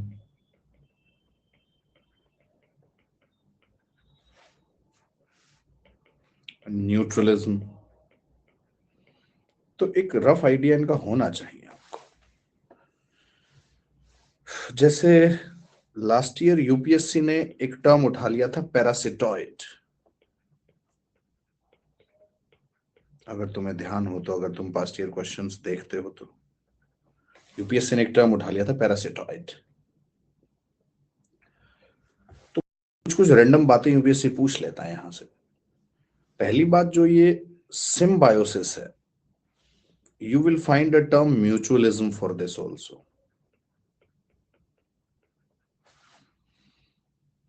ठीक है, अब देखो, सिम्बायोसिस एक वो एसोसिएशन है जिसमें जो जो दो पार्टनर्स हैं दोनों को बेनिफिट हो रहा है। Plus is a sign for benefit over here, दोनों को फायदा हो रहा है। ठीक है, प्रिडेशन में lion is killing the rabbit, तो लायन को तो अपना फूड मिल गया, लेकिन रैबिट की तो जान चली गई। यस, कंपटीशन एक ऐसा इंटरेक्शन माना जाता है जिसमें दोनों के दोनों पार्टिसिपेंट स्पीशीज या मल्टीपल पार्टिसिपेंट स्पीशीज को नुकसान मानते हैं हम लोग। We consider it as having the harm. Correct. तो बेसिकली कंपटीशन का एक विनर तो हो सकता है, that is a one thing. लेकिन जैसे वर्ल्ड वॉर 1 हुआ, वर्ल्ड वॉर 2 हुआ, तो आप दोनों बार ये कहते हो कि भाई यूके और उसके अलाइड जीते थे, लेकिन क्या ये कह सकते हो कि यूके और उसके अलाइड फोर्सेस को कोई नुकसान नहीं हुआ उसमें? ऐसा तो नहीं हो सकता। तो कंपटीशन एक ऐसी चीज है जिसमें दोनों को नुकसान माना जाता है। When we talk about commensalism, commensalism is an association जिसमें एक जो पार्टनर है उसे बेनिफिट हो रहा है और जो दूसरा पार्टनर है वो majority of the times unaffected रहता है। Majority of the times unaffected रहता है। बट कभी कभी जो ये पार्टनर है इसे नुकसान भी हो सकता है। It can show some negative impact also. But ये ध्यान रखना, majority of the commensalism means one is getting benefited, one is unaffected, neutral है वो उस एसोसिएशन में। अभी बात करेंगे। एमेंसलिज्म का जो एसोसिएशन है ये इसका ऑपोजिट है। एक पार्टनर एडवर्सली अफेक्टेड है, one partner is adversely affected, but जो दूसरा पार्टनर है ये मेजॉरिटी ऑफ द केसेस में अनअफेक्टेड है, बट कुछ कुछ केसेस में इसे बेनिफिट भी हो जाता है। दोबारा सुनो, कमेंसलिज्म में वन पार्टनर इज बेनिफिटेड, ये फिक्स्ड है।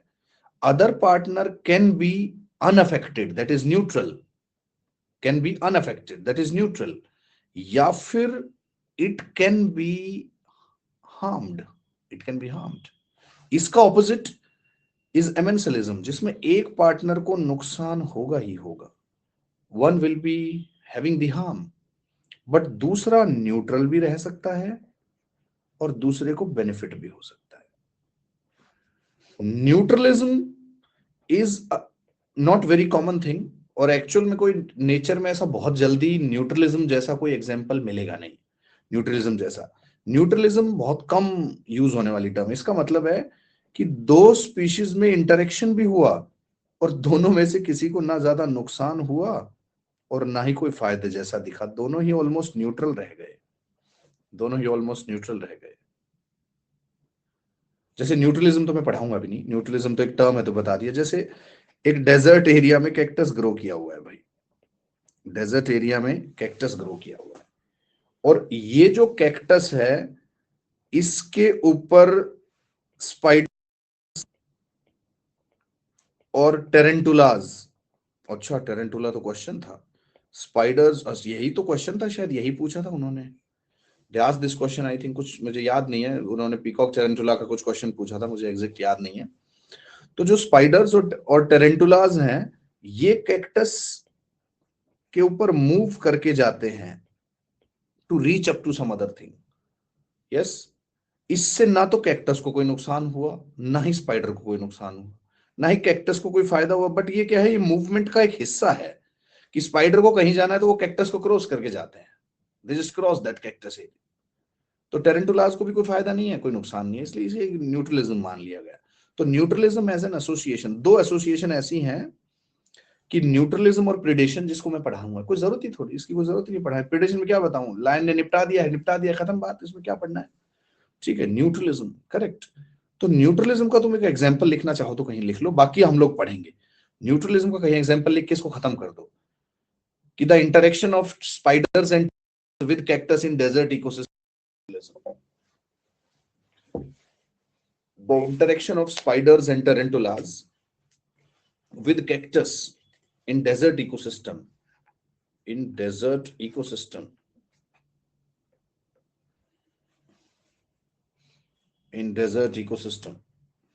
is neutralism. ठीक है भाई, चलो तो शुरू करते हैं सिम्बायोसिस से। Let's begin with the first one, symbol,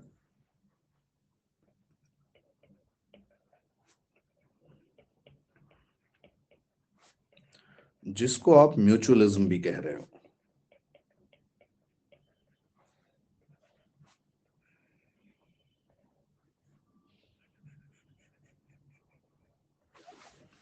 symbiosis कह लो, म्यूचुअलिज्म कह लो, करेक्ट।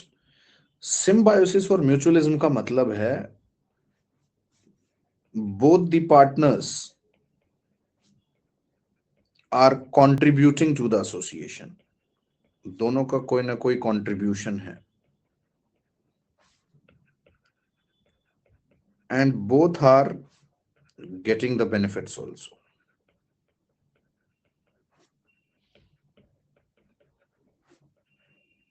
दोनों कंट्रीब्यूट भी करेंगे और दोनों बेनिफिट भी होगा दोनों को। जैसे कि फॉर एग्जांपल ये एक बैक्टीरिया है ई कोलाई, ये आपके डाइजेस्टिव सिस्टम में है, गट में है, ये आपकी बॉडी में शेल्टर लिए हुए है, ये आपकी बॉडी से फूड ले रहा है, मतलब न्यूट्रिशन मिल रहा है इसे, तो इसको तो बेनिफिट है ही है, यस। और ये बैक्टीरिया ह्यूमंस को प्रोसेस ऑफ डाइजेशन में हेल्प भी कर रहा है।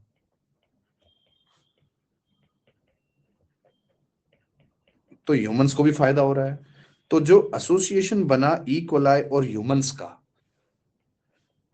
इसे आप सिम्बायोटिक एसोसिएशन कहोगे, you will call it as a symbiotic association. इसे आप सिम्बायोटिक एसोसिएशन की कैटेगरी में रखोगे, ठीक है। दूसरा,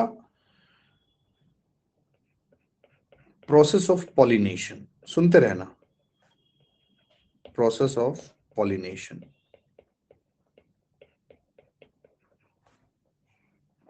जिसमें जो पॉलिनेटिंग एजेंट्स हैं,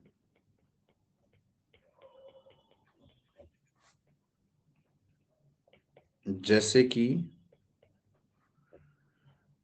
इंसेक्ट्स हैं,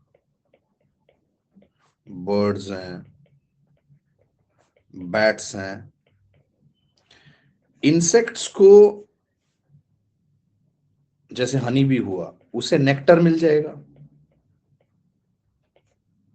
बर्ड्स और बैट्स को फ्रूट्स मिल जाएंगे खाने के लिए। और जो प्लांट है उसके पास आपका पोलन ग्रेन,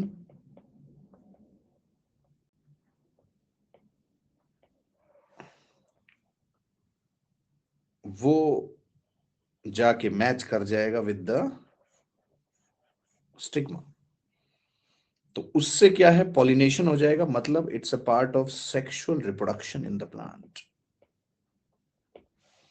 तो प्लांट को भी फायदा हो गया कि it is helping in the pollination process और सेक्सुअल रिप्रोडक्शन, और पॉलिनेटिंग एजेंट को फायदा हो गया, उसको खाना मिल गया, तो दोनों को फायदा हो रहा है। So this is what is also an example of symbiosis. तो पहला एग्जांपल, दूसरा एग्जांपल, कितने ही एग्जांपल हो सकते हैं यार, जैसे कि corals, third example we mentioned is corals. Coral एक सिम्बायोटिक एसोसिएशन है। It is a symbiotic association between polyps and zooxanthellae।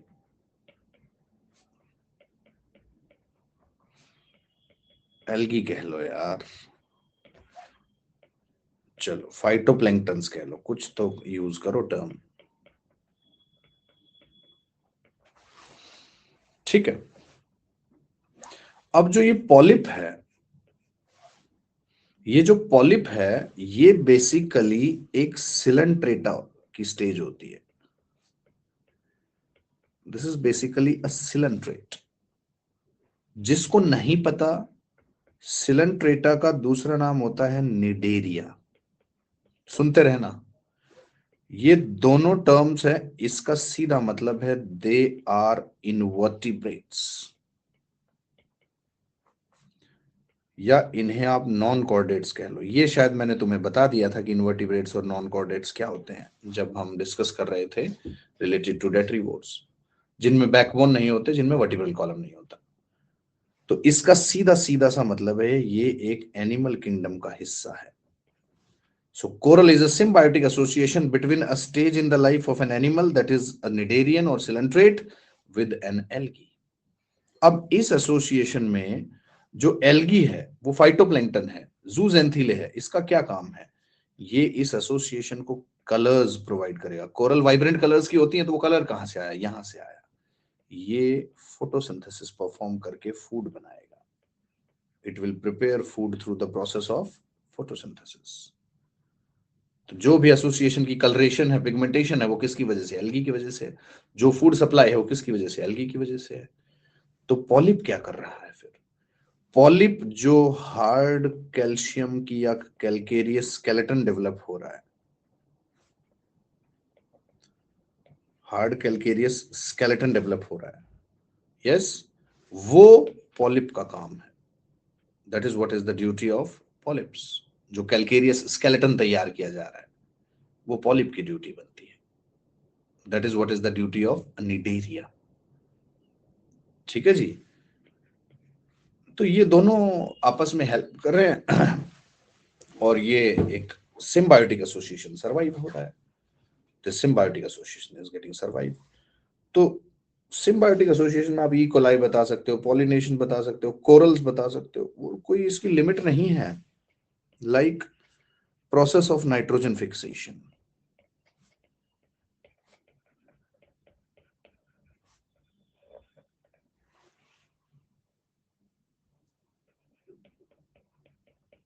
Process of nitrogen fixation. कुछ बैक्टीरिया हैं जिनका आप स्कूल डेज से नाम याद रखते होंगे। Rhizobium, Azospirillum,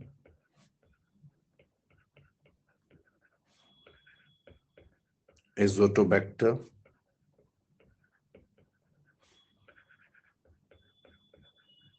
Nitrosomonas, nitrobacter, nitrocystis, etcetera etcetera. ठीक है, ये बैक्टीरिया की कैटेगरी में आते हैं। फिर कुछ साइनोबैक्टीरिया हैं। There are certain cyanobacteria also, जैसे नोस्टॉक,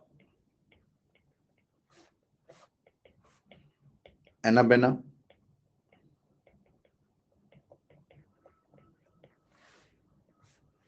ओलोसीरा,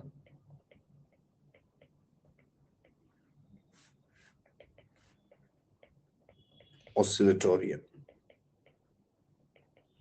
साइनोबैक्टीरिया जिसको नहीं समझ आ रहा हो, इन्हीं को ब्लू ग्रीन एल्गी कहते हैं।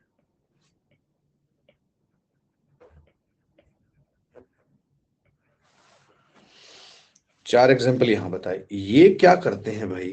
ये बैक्टीरिया और ये साइनोबैक्टीरिया ये लेग्यूमिनस प्लांट्स के साथ एसोसिएशन बना लेते हैं।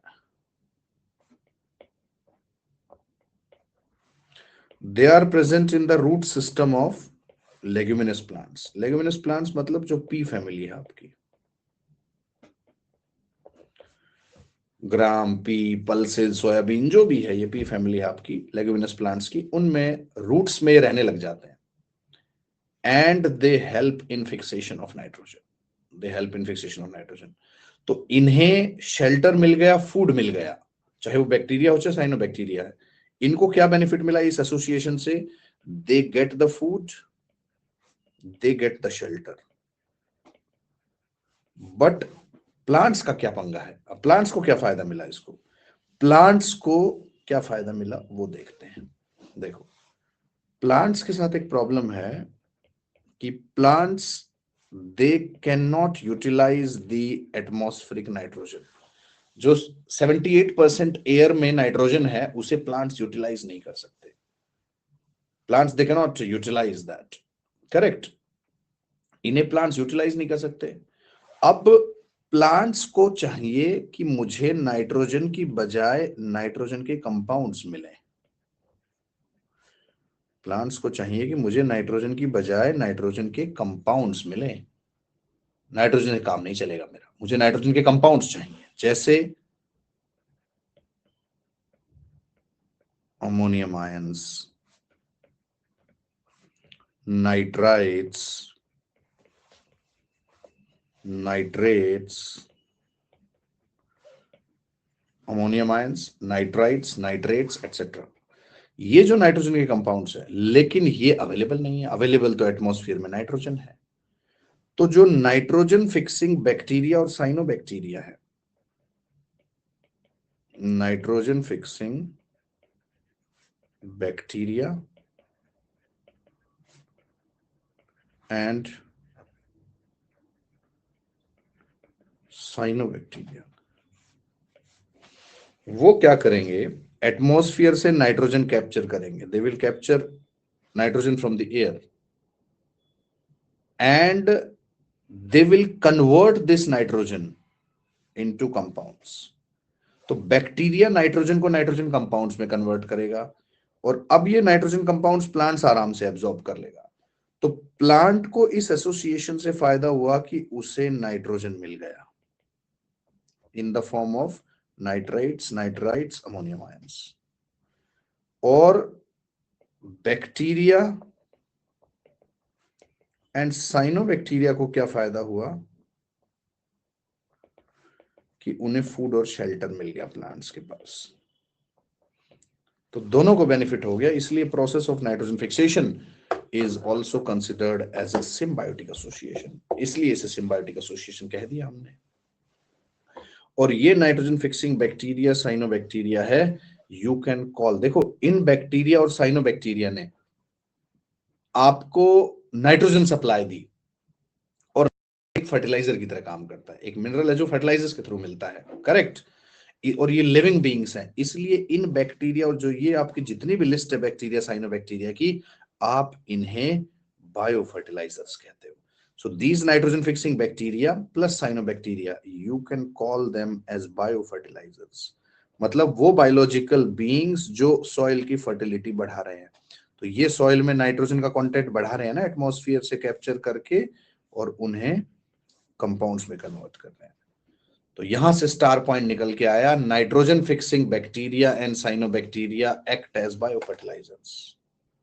Nitrogen fixing bacteria and cyanobacteria act as biofertilizers. Bacteria and cyanobacteria act as biofertilizers. That is fertilizers of biological origin. That is fertilizers of biological origin. That is fertilizers of biological origin. Biological origin.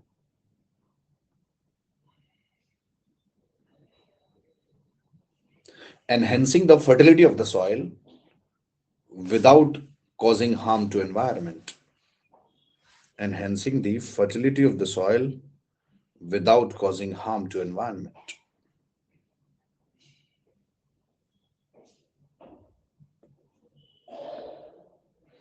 without causing harm to environment.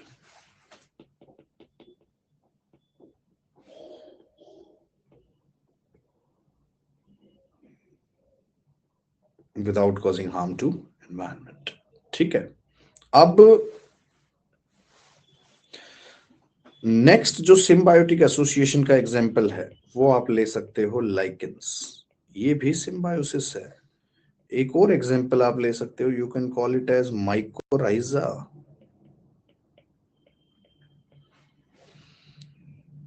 एक symbiotic association हमने बताया lichens, दूसरा symbiotic association हमने बताया mycorrhiza. Lichens दूसरा है mycorrhiza. अब lichen एक सिम्बायोटिक एसोसिएशन है बिटवीन, देखो दोनों के दोनों ही दे आर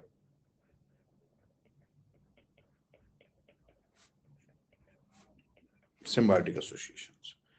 अब lichen is a symbiotic association between दो चीजों का सिम्बायोटिक एसोसिएशन है. ये शायद हमने बात भी की थी, we discussed in the context of succession. Between algae and fungi. अब ये बात हो चुकी है कि एल्गी फूड बनाएगा, fungi better absorption of water, mineral, phycobiont, mycobiont. दोबारा नहीं बताऊंगा मैं, ऑलरेडी वी डिस्कस दिस. तो lichen is a symbiotic association. अब रही बात माइकोराइजा की. माइकोराइजा देखो हमने कहा था फाइको, इसको आप फाइकोबायोन्ट कह रहे थे, इसको आप माइकोबायोन्ट कह रहे थे, इसको माइकोबायोन्ट कह रहे थे. Because scientific study of algae is phycology, scientific study of fungus is mycology. तो यहां माइको है, तो माइको का मतलब है fungus. Rhiza is roots. When fungus is attached with roots of higher plants. When fungus is attached with roots of higher plants. अब ये higher plants से यहां मतलब शायद आपको पता होगा, हायर प्लांट्स का मतलब है कि जो एवोल्यूशन में बाद में आए, which are higher in terms of evolutionary hierarchy. जो एवोल्यूशनरी हियरार्की में हायर है, इसका मतलब है they are complex plants. They are complex plants. ये कॉम्प्लेक्स प्लांट्स हैं. और दो कैटेगरी ऑफ प्लांट्स है जो कॉम्प्लेक्स प्लांट्स होते हैं, हायर होते हैं, उन्हें कहते हैं gymnosperms plus angiosperms. Gymnosperms and angiosperms, ये हायर प्लांट्स हैं आपके. तो फंगस जब रूट्स ऑफ हायर प्लांट के साथ कंबाइन करता है, तो फंगस, कल हमने एल्गी में जैसे बात की थी, तो फंगस का तो सेम ही काम है. फंगस के जो हाइफे हैं, that will help in better absorption of water, that will help in better absorption of minerals, that will help in better absorption of minerals. तो वाटर का एब्जॉर्प्शन ज्यादा होगा, मिनरल्स का एब्जॉर्प्शन ज्यादा होगा, ये फंगस का काम हो जाएगा. It will help in that. और प्लांट है, उसे वाटर और मिनरल मिल जाएगा, ये फूड बनाएगा, फंगस को इन रिटर्न फूड मिल गया. तो दोनों एक साथ काम कर रहे हैं, दोनों एक साथ काम कर रहे हैं. करेक्ट. ये आपका माइकोराइजा है. लेकिन यहाँ क्वेश्चन बनेगा कि mycorrhiza is a most common association, is a form of adaptation in oligotrophic ecosystems.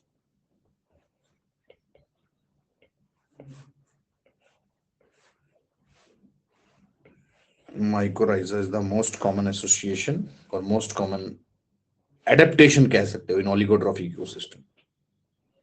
Oh, somebody said it correct. Thanks for the appreciation. I was waiting for that. So oligotrophic ecosystems में सबसे common form of adaptation जो बनेगा यहाँ पे, that is what we call it as mycorrhiza. Oligotrophic का क्या मतलब होता है? देखो, ओलिगोट्रॉफिक इकोसिस्टम का मतलब होता है कि वो ecosystems which provide a few conditions for growth of life.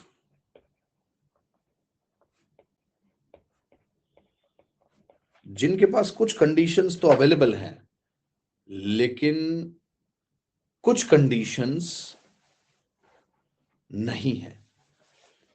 हो सकता है सॉइल की सैलिनिटी ठीक हो, सॉइल की पीएच ठीक हो, बट सॉइल में न्यूट्रिएंट्स कम हो।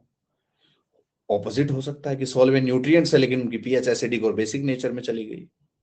या पानी अवेलेबल है, ऑक्सीजन अवेलेबल नहीं है, ऑक्सीजन अवेलेबल है, पानी अवेलेबल नहीं है। तो इस तरह की कुछ कंडीशंस हैं जो ग्रोथ ऑफ द लाइफ के लिए हैं, कुछ नहीं है। ऐसे इकोसिस्टम्स को ओलिगोट्रॉफिक इकोसिस्टम कहते हैं। करेक्ट। और किसी भी इकोसिस्टम का हिस्सा ओलिगोट्रॉफिक हो सकता है। ओलिगोट्रॉफिक का मतलब कोई डेजर्ट या इस तरह की बात नहीं कर रहा हूं मैं।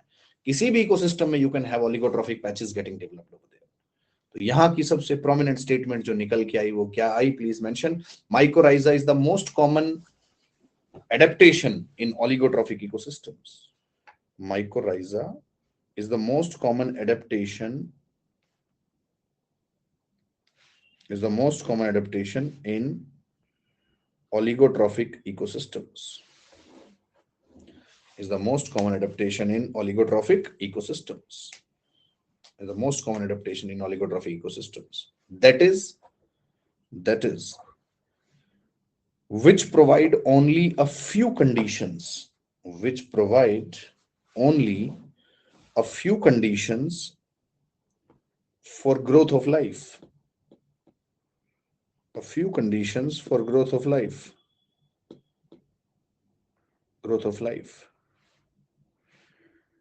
And rest of the conditions are missing. Rest of the conditions are missing.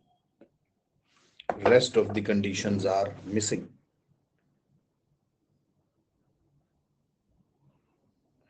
Any of the ecosystem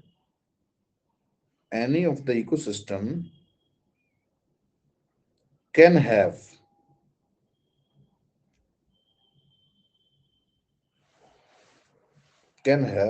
oligotrophic patches. Can have oligotrophic patches. Oligotrophic patches.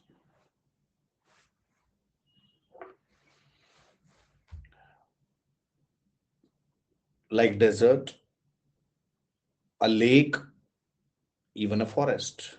Like desert, a lake, or even a forest.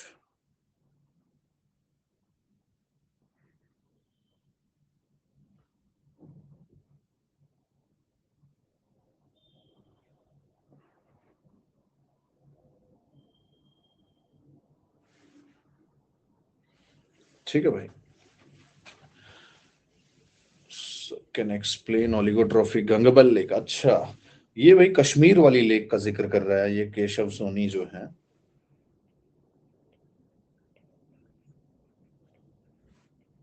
ये basically Kashmir में एक lake है। अब इस lake में glacier से पानी आता है।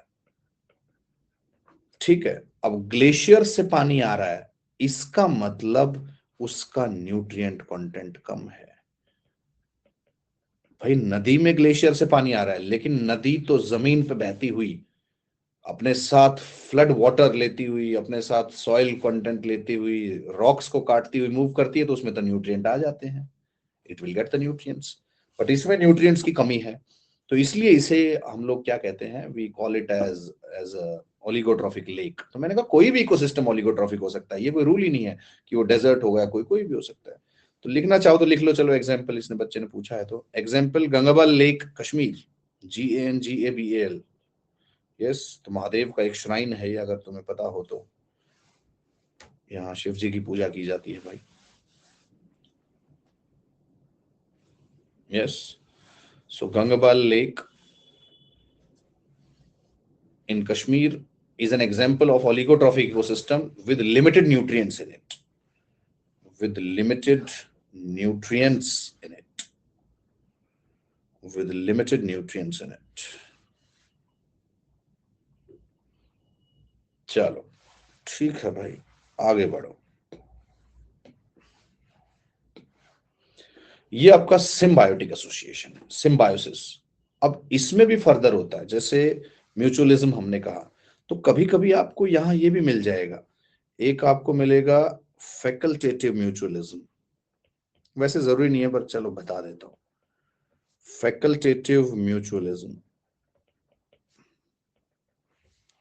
और दूसरा टर्म आपको मिलेगा obligatory mutualism.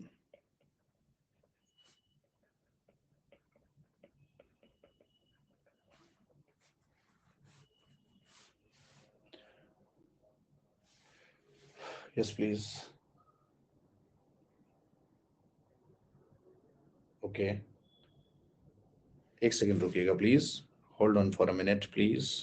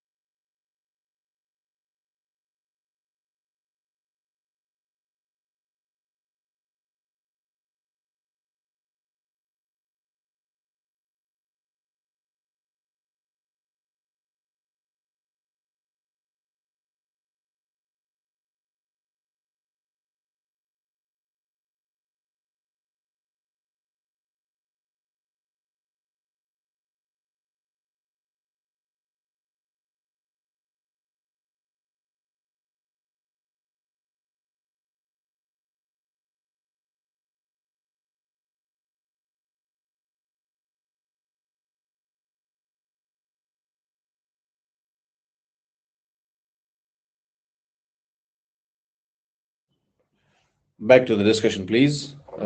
Am I audible? Audio video clear? एक बार पॉज किया था भाई, तो दोबारा चलो। तो हम लोग बात कर रहे थे, हाँ, फैकल्टेटिव एंड ऑब्लिगेटरी म्यूचुअलिज्म। देखो, फैकल्टेटिव म्यूचुअलिज्म, देखो पहले ऑब्लिगेटरी में एक टर्म लिखा हुआ है, obligation. There is a term mentioned over here, obligation.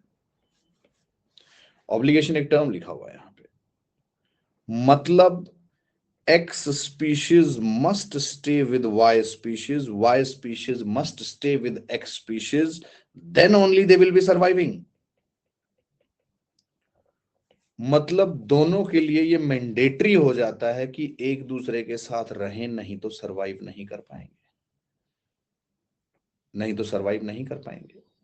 जैसे लाइकेन की जो एसोसिएशन है, उसमें हार्श कंडीशंस में एल्गी और फंगस को एक साथ में रहना जरूरी है, नहीं तो दोनों ही सरवाइव नहीं कर पाएंगे। तो ये एक ऑब्लिगेशन है इन दोनों के लिए कि ये म्यूचुअलिज्म में आए। This is obligatory mutualism. दूसरा है फैकल्टेटिव म्यूचुअलिज्म, जिसमें one species is getting benefited, another species is getting benefited. Interaction होता है, उसके बाद वो अपने रास्ते, वो अपने रास्ते। एक प्लांट है, उसको पॉलिनेट करवाया एक बर्ड ने, तो बर्ड अपने घर चला गया, प्लांट अपनी जगह पे है, तो दोनों का बेनिफिट हो गया। That can be considered as a facultative mutualism. तो ऑब्लिगेटरी म्यूचुअलिज्म में एक ऑलमोस्ट प्री कंडीशन हो जाती है कि दोनों साथ में रहें, बट फैकल्टेटिव म्यूचुअलिज्म में ऐसा कोई जरूरी नहीं है। Yes, they are getting benefited with each other, they are helping each other, ये बात एकदम ठीक है कि एक दूसरे की हेल्प कर रहे हैं, एक दूसरे से बेनिफिट हो रहा है दोनों को, बट ये कोई प्री कंडीशन नहीं है कि आप साथ में रहें हमेशा। That is what is facultative and obligatory mutualism. Correct. तो ये आपका फैकल्टेटिव और ऑब्लिगेटरी म्यूचुअलिज्म हो जाएगा भाई। दूसरा एसोसिएशन हमने इंटरेक्शन कौन सा लिखा था भाई? Parasitism and parasitoids. चलो बस ये और पढ़ेंगे, उसके बाद आज का सेशन यहीं पे रोकेंगे भाई। एक और पढ़ लेते हैं बस, पैरासिटिज्म एंड पैरासिटॉइड्स, उसके बाद कल कंटिन्यू करेंगे।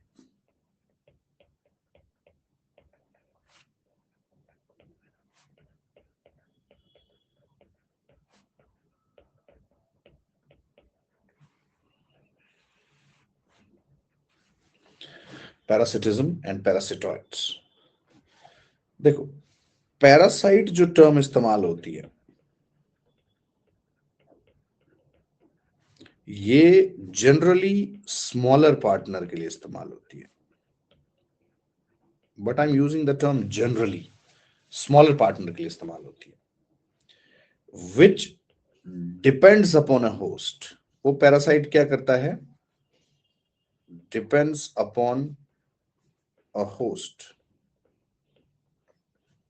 Which depends upon a host, जो कि जनरली एक लार्जर पार्टनर है, जो कि जनरली एक लार्जर पार्टनर है। तो पैरासाइट स्मॉलर पार्टनर है, होस्ट क्या है? एक लार्जर पार्टनर है। अब जो ये पैरासाइट होता है, इसको बेनिफिट होगा इस एसोसिएशन से। इसको फूड मिलेगा,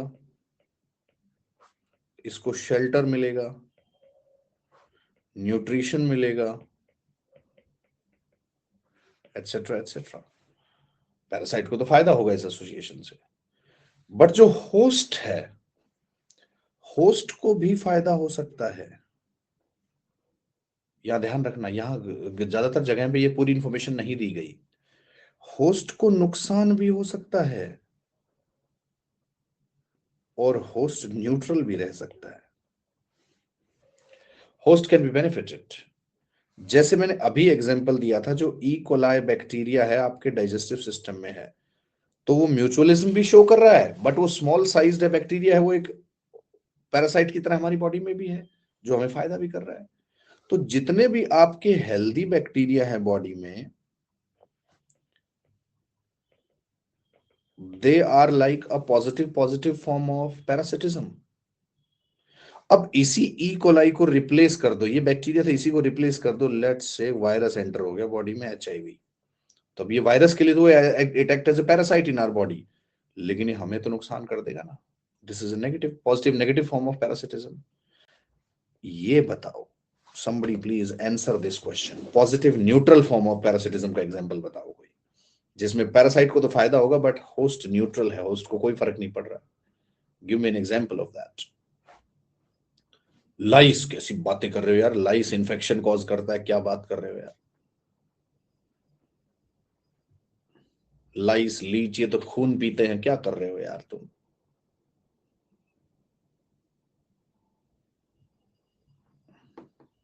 डैंड्रफ बोलो, डैंड्रफ से बाल चले गए यहाँ लोगों के। माइकोबैक्टीरियम, टीबी कर देगा वो।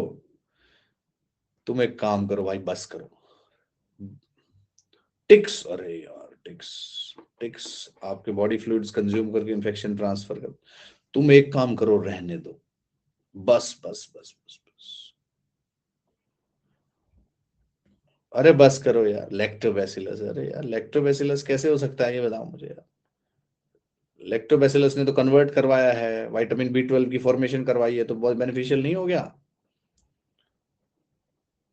शार्क और रेमोरा फिश को तो काउंट ही नहीं करते पैरासिटिज्म में भाई।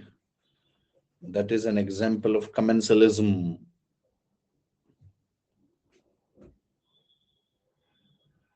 यहां कोई आंसर आया, गट प्रोटोजोआ, ये किसी ने बताया। हाँ भाई यश, पूरी बात बताओ, इतना ही सर्च हुआ क्या, पूरा बताओ यार, ऐसे नहीं ऊपर ऊपर का देख लिया गट प्रोटोजोआ, ऐसे थोड़ी होता है। इतना ही सर्च किया गया, पूरा पूरा बताओ यार। चलो सुन लो भाई, ये सोलर सिस्टम वाला कौन है यहाँ तांत्रिक? सोलर सिस्टम का क्या लेना देना है यहाँ पे? सोलर सिस्टम, सुनो इधर,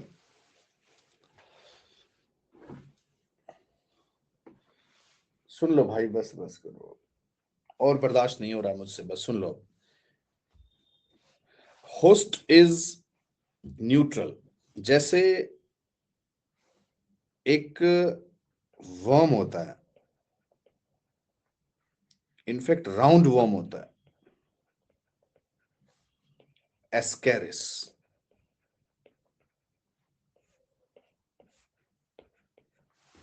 एस्केरिस, ये एस्केरिस ह्यूमन बॉडी में एंटर करता है, ठीक है, कोई दिक्कत नहीं है। लेकिन जब एस्केरिस कंटामिनेटेड फूड के साथ आता है तो बीमारी कॉज करेगा। एस्केरिस जो ह्यूमन बॉडी में एक लिमिटेड नंबर तक रहता है, सो round worms like Ascaris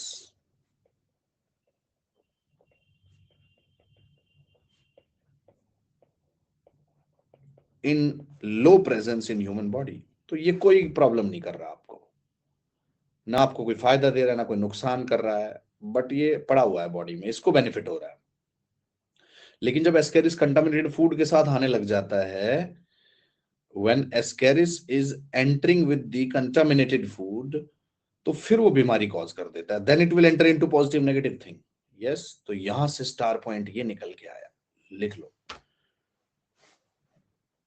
Parasitism can be a positive neutral kind of association. Parasitism can be a positive or neutral kind of association.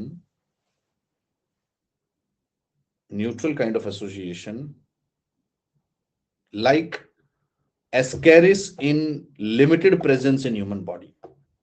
Like ascaris in limited presence in human body. Ascaris in limited presence in human body. Limited presence in human body. Presence in human body.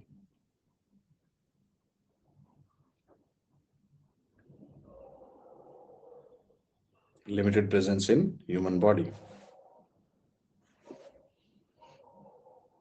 But when its level rises, it can cause the disease.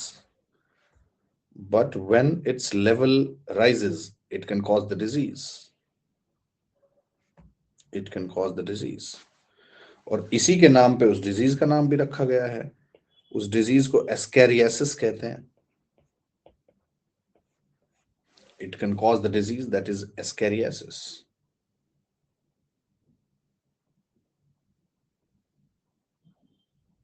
ठीक है जी।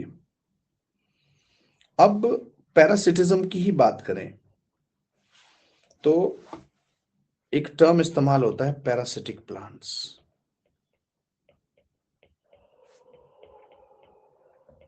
We use the term parasitic plants. Actual में इन्हें epiphytes कहते हैं। We call them as epiphytes.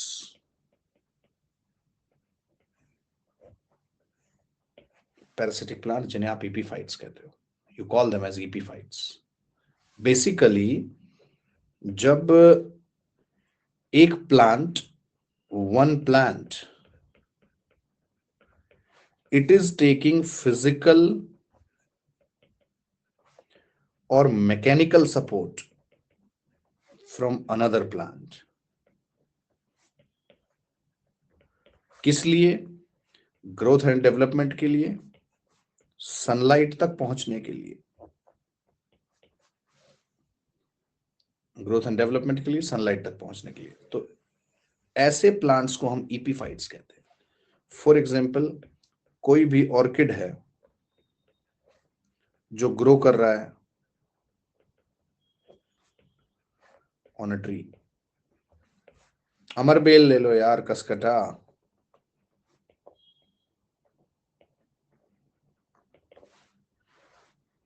Money plant ले लो यार, सारे किसके एग्जांपल्स हैं? We call them as ईपीफाइट्स।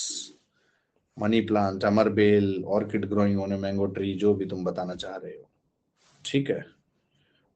This is what is there. Creepers अलग हैं, क्रीपर्स नहीं बोला है मैंने। Creepers are different. क्रीपर्स हैं जो ग्राउंड के साथ सरवाइव करते हैं, जरूरी नहीं है वो फिजिकल सपोर्ट लेंगे दूसरों से। This is what is a parasitic plant और ईपीफाइट। अब यहां एक टर्म और इस्तेमाल होता है, we call it as parasitoids. UPSC भी बदमाशी करता है यार, पैरासिटॉइड टर्म बनाने का कोई खास मतलब था नहीं क्वेश्चन बनाने का। Parasitoid is that form of parasitism जिसमें पैरासाइट लास्ट में आके होस्ट को मार देता है। Parasite kills the host. Parasite kills the host. Parasite survive कर रहा है होस्ट के ऊपर, लेकिन लास्ट में आके वो होस्ट को मार देगा। क्यों? क्योंकि होस्ट से सारे मिनरल्स और न्यूट्रिएंट्स उसने खींच लिए हैं। मिनरल्स एंड न्यूट्रिएंट्स एब्जॉर्ब कर चुका है ये। मिनरल्स एंड न्यूट्रिएंट्स एब्जॉर्ब कर चुका है। जैसे कि बी है आपका, या एफिड्स है, बीटल्स हैं, ठीक है, ये जो इस तरह के ऑर्गेनिजम्स हैं, ये जब वर्म्स पे ग्रो करते हैं, जैसे कॉटन वर्म है, आपके टोबैको वर्म है, इन पे ये ग्रो करते हैं, करेक्ट। और ये इससे न्यूट्रिएंट लेंगे और लास्ट में न्यूट्रिएंट्स इतने कम हो जाएंगे कि मर जाएगा। This association is termed as parasitoid. So parasitoid एक स्पेशल फॉर्म ऑफ पैरासिटिज्म है। It's a special form parasitism. नहीं, daughter plant can not be considered as parasitoid, correct. हर डेथ का मतलब वो नहीं होता यार। ऐसे तो ह्यूमन बॉडी में कोई डिजीज कॉजिंग वायरस है, कोरोना है, कोरोना से ह्यूमन की डेथ होगी, तो लेकिन उसे आप पैरासिटोइड नहीं कहेंगे, आप विल नॉट कॉल। उसमें न्यूट्रिएंट्स का एब्जॉर्प्शन वाला एंगल नहीं है, ठीक है। तो पैरासिटोइड ये टर्म है। अब एक बहुत आसान सी टर्म है कि कुछ पैरासाइट्स ऐसे होते हैं which remain on the body of the host. कुछ पैरासाइट्स ऐसे होते हैं which enter in the body of the host. तो on the body of the host वाले पैरासाइट्स को आप कहते हो ectoparasites, and which enter in the body of the host इसे आप कहते हो endoparasite. You call it as endoparasites. Ectoparasites में क्या हुआ, जैसे टिक्स, माइट्स, लाइस, लीच, ये सब एक्टोपैरासाइट्स के एग्जांपल। ये आपकी बॉडी में एंटर नहीं करेंगे, ये बॉडी के सरफेस पर रहेंगे, फ्लूइड्स एक्युमुलेट एब्जॉर्ब करेंगे, बॉडी फ्लूइड्स, ऑयल और ब्लड, ये सब आप यूटिलाइज करते रहेंगे, और that is what is ecto. Endo है जैसे कि टीबी का बैक्टीरिया, एचआईवी का वायरस, कोरोना का वायरस, ये आपकी बॉडी में अंदर एंटर कर गया है, that is what is endoparasites. That is what is endoparasite. So ectoparasite which remain on the body of the host, and endoparasite which enter inside the body of the host, which enter inside the body of the host. Correct. This is what is there. तो इसमें parasitoids भी हो गया, ectoparasites, endoparasites भी हो गया है आपका भाई, करेक्ट। तो आप इसको पढ़ सकते हो। तो चार एसोसिएशन हमने बात कर ली है। Symbiosis is gone now, parasitism is gone now, predation is gone now, neutralism is gone now. तो कल का हमारा एजेंडा बच गया इस टॉपिक का, कंपटीशन, कमेंसलिज्म एंड एमेंसलिज्म। इसके बाद इकोसिस्टम फंक्शनिंग का लास्ट कॉन्सेप्ट आएगा, एडेप्टेशंस का। उसके बाद हम एडेप्टेशंस के, हाँ वायरस को पैरासाइट कह सकते हो, क्यों नहीं कह सकते भाई, अब डाउट्स कल पूछ लेना यार तुम अभी। तो कंपटीशन, कमेंसलिज्म, एमेंसलिज्म पढ़ के कल हम एडेप्टेशंस की बात करेंगे। ये हमारा पहला टॉपिक होगा, इकोलॉजी एंड इकोसिस्टम फंक्शनिंग वाला जो होगा, करेक्ट। कम क्वेश्चंस आते हैं इससे, लेकिन ये सबसे बेसिक है इस सब्जेक्ट का, जिसको आपको पढ़ना जरूरी है, which you have to study about this particular thing. तो ये पढ़ेंगे हम लोग। इसके बाद फिर हम बायोडाइवर्सिटी वाले एंगल पे एंटर करेंगे, तो उसकी टर्मिनोलॉजी ये सब चलेगा, ठीक है। सर यूट्यूब वाले भी लेक्चर्स करने हैं, तो नहीं, यूट्यूब वाले क्या जरूरी है, यूट्यूब वाले मत करो यार, वो वैसे ही टाइम वेस्ट कर रहा हूं मैं, वो यूट्यूब पे क्या करोगे उनको करके, करेक्ट। आज जो एक वाइल्ड लाइफ प्रोटेक्शन एक्ट की वीडियो आई होगी, करेक्ट। तो अरे भाई कोई टेलीग्राम लिंक तुम, मेरे पास नहीं है, वो टीम दे देगी आपको। यस, मैं तो जिनको नहीं पता हो अपना टेलीग्राम बता सकता हूं तुम्हें, जिसपे मैं इन जनरल भी करंट अपडेट्स डालूंगा भाई, करेक्ट। जैसे कि आप भाई ऐसे सर्च कर सकते हैं, @science_tech_UPSC, तो आपको मिल जाएगा ये channel, you can find this particular thing, @science_tech_UPSC, ये चैनल है, करेक्ट। वो मैं लिंक भी शेयर करवा दूंगा, कोई बात नहीं तुम्हें, ठीक है जी। Sir I am totally dependent on you regarding environment and science tech. मैंने कब कहा भाई मुझ पे डिपेंडेंट रहो, don't behave like a parasite, ठीक है। So that's all for today's discussion, will continue tomorrow. Thank you.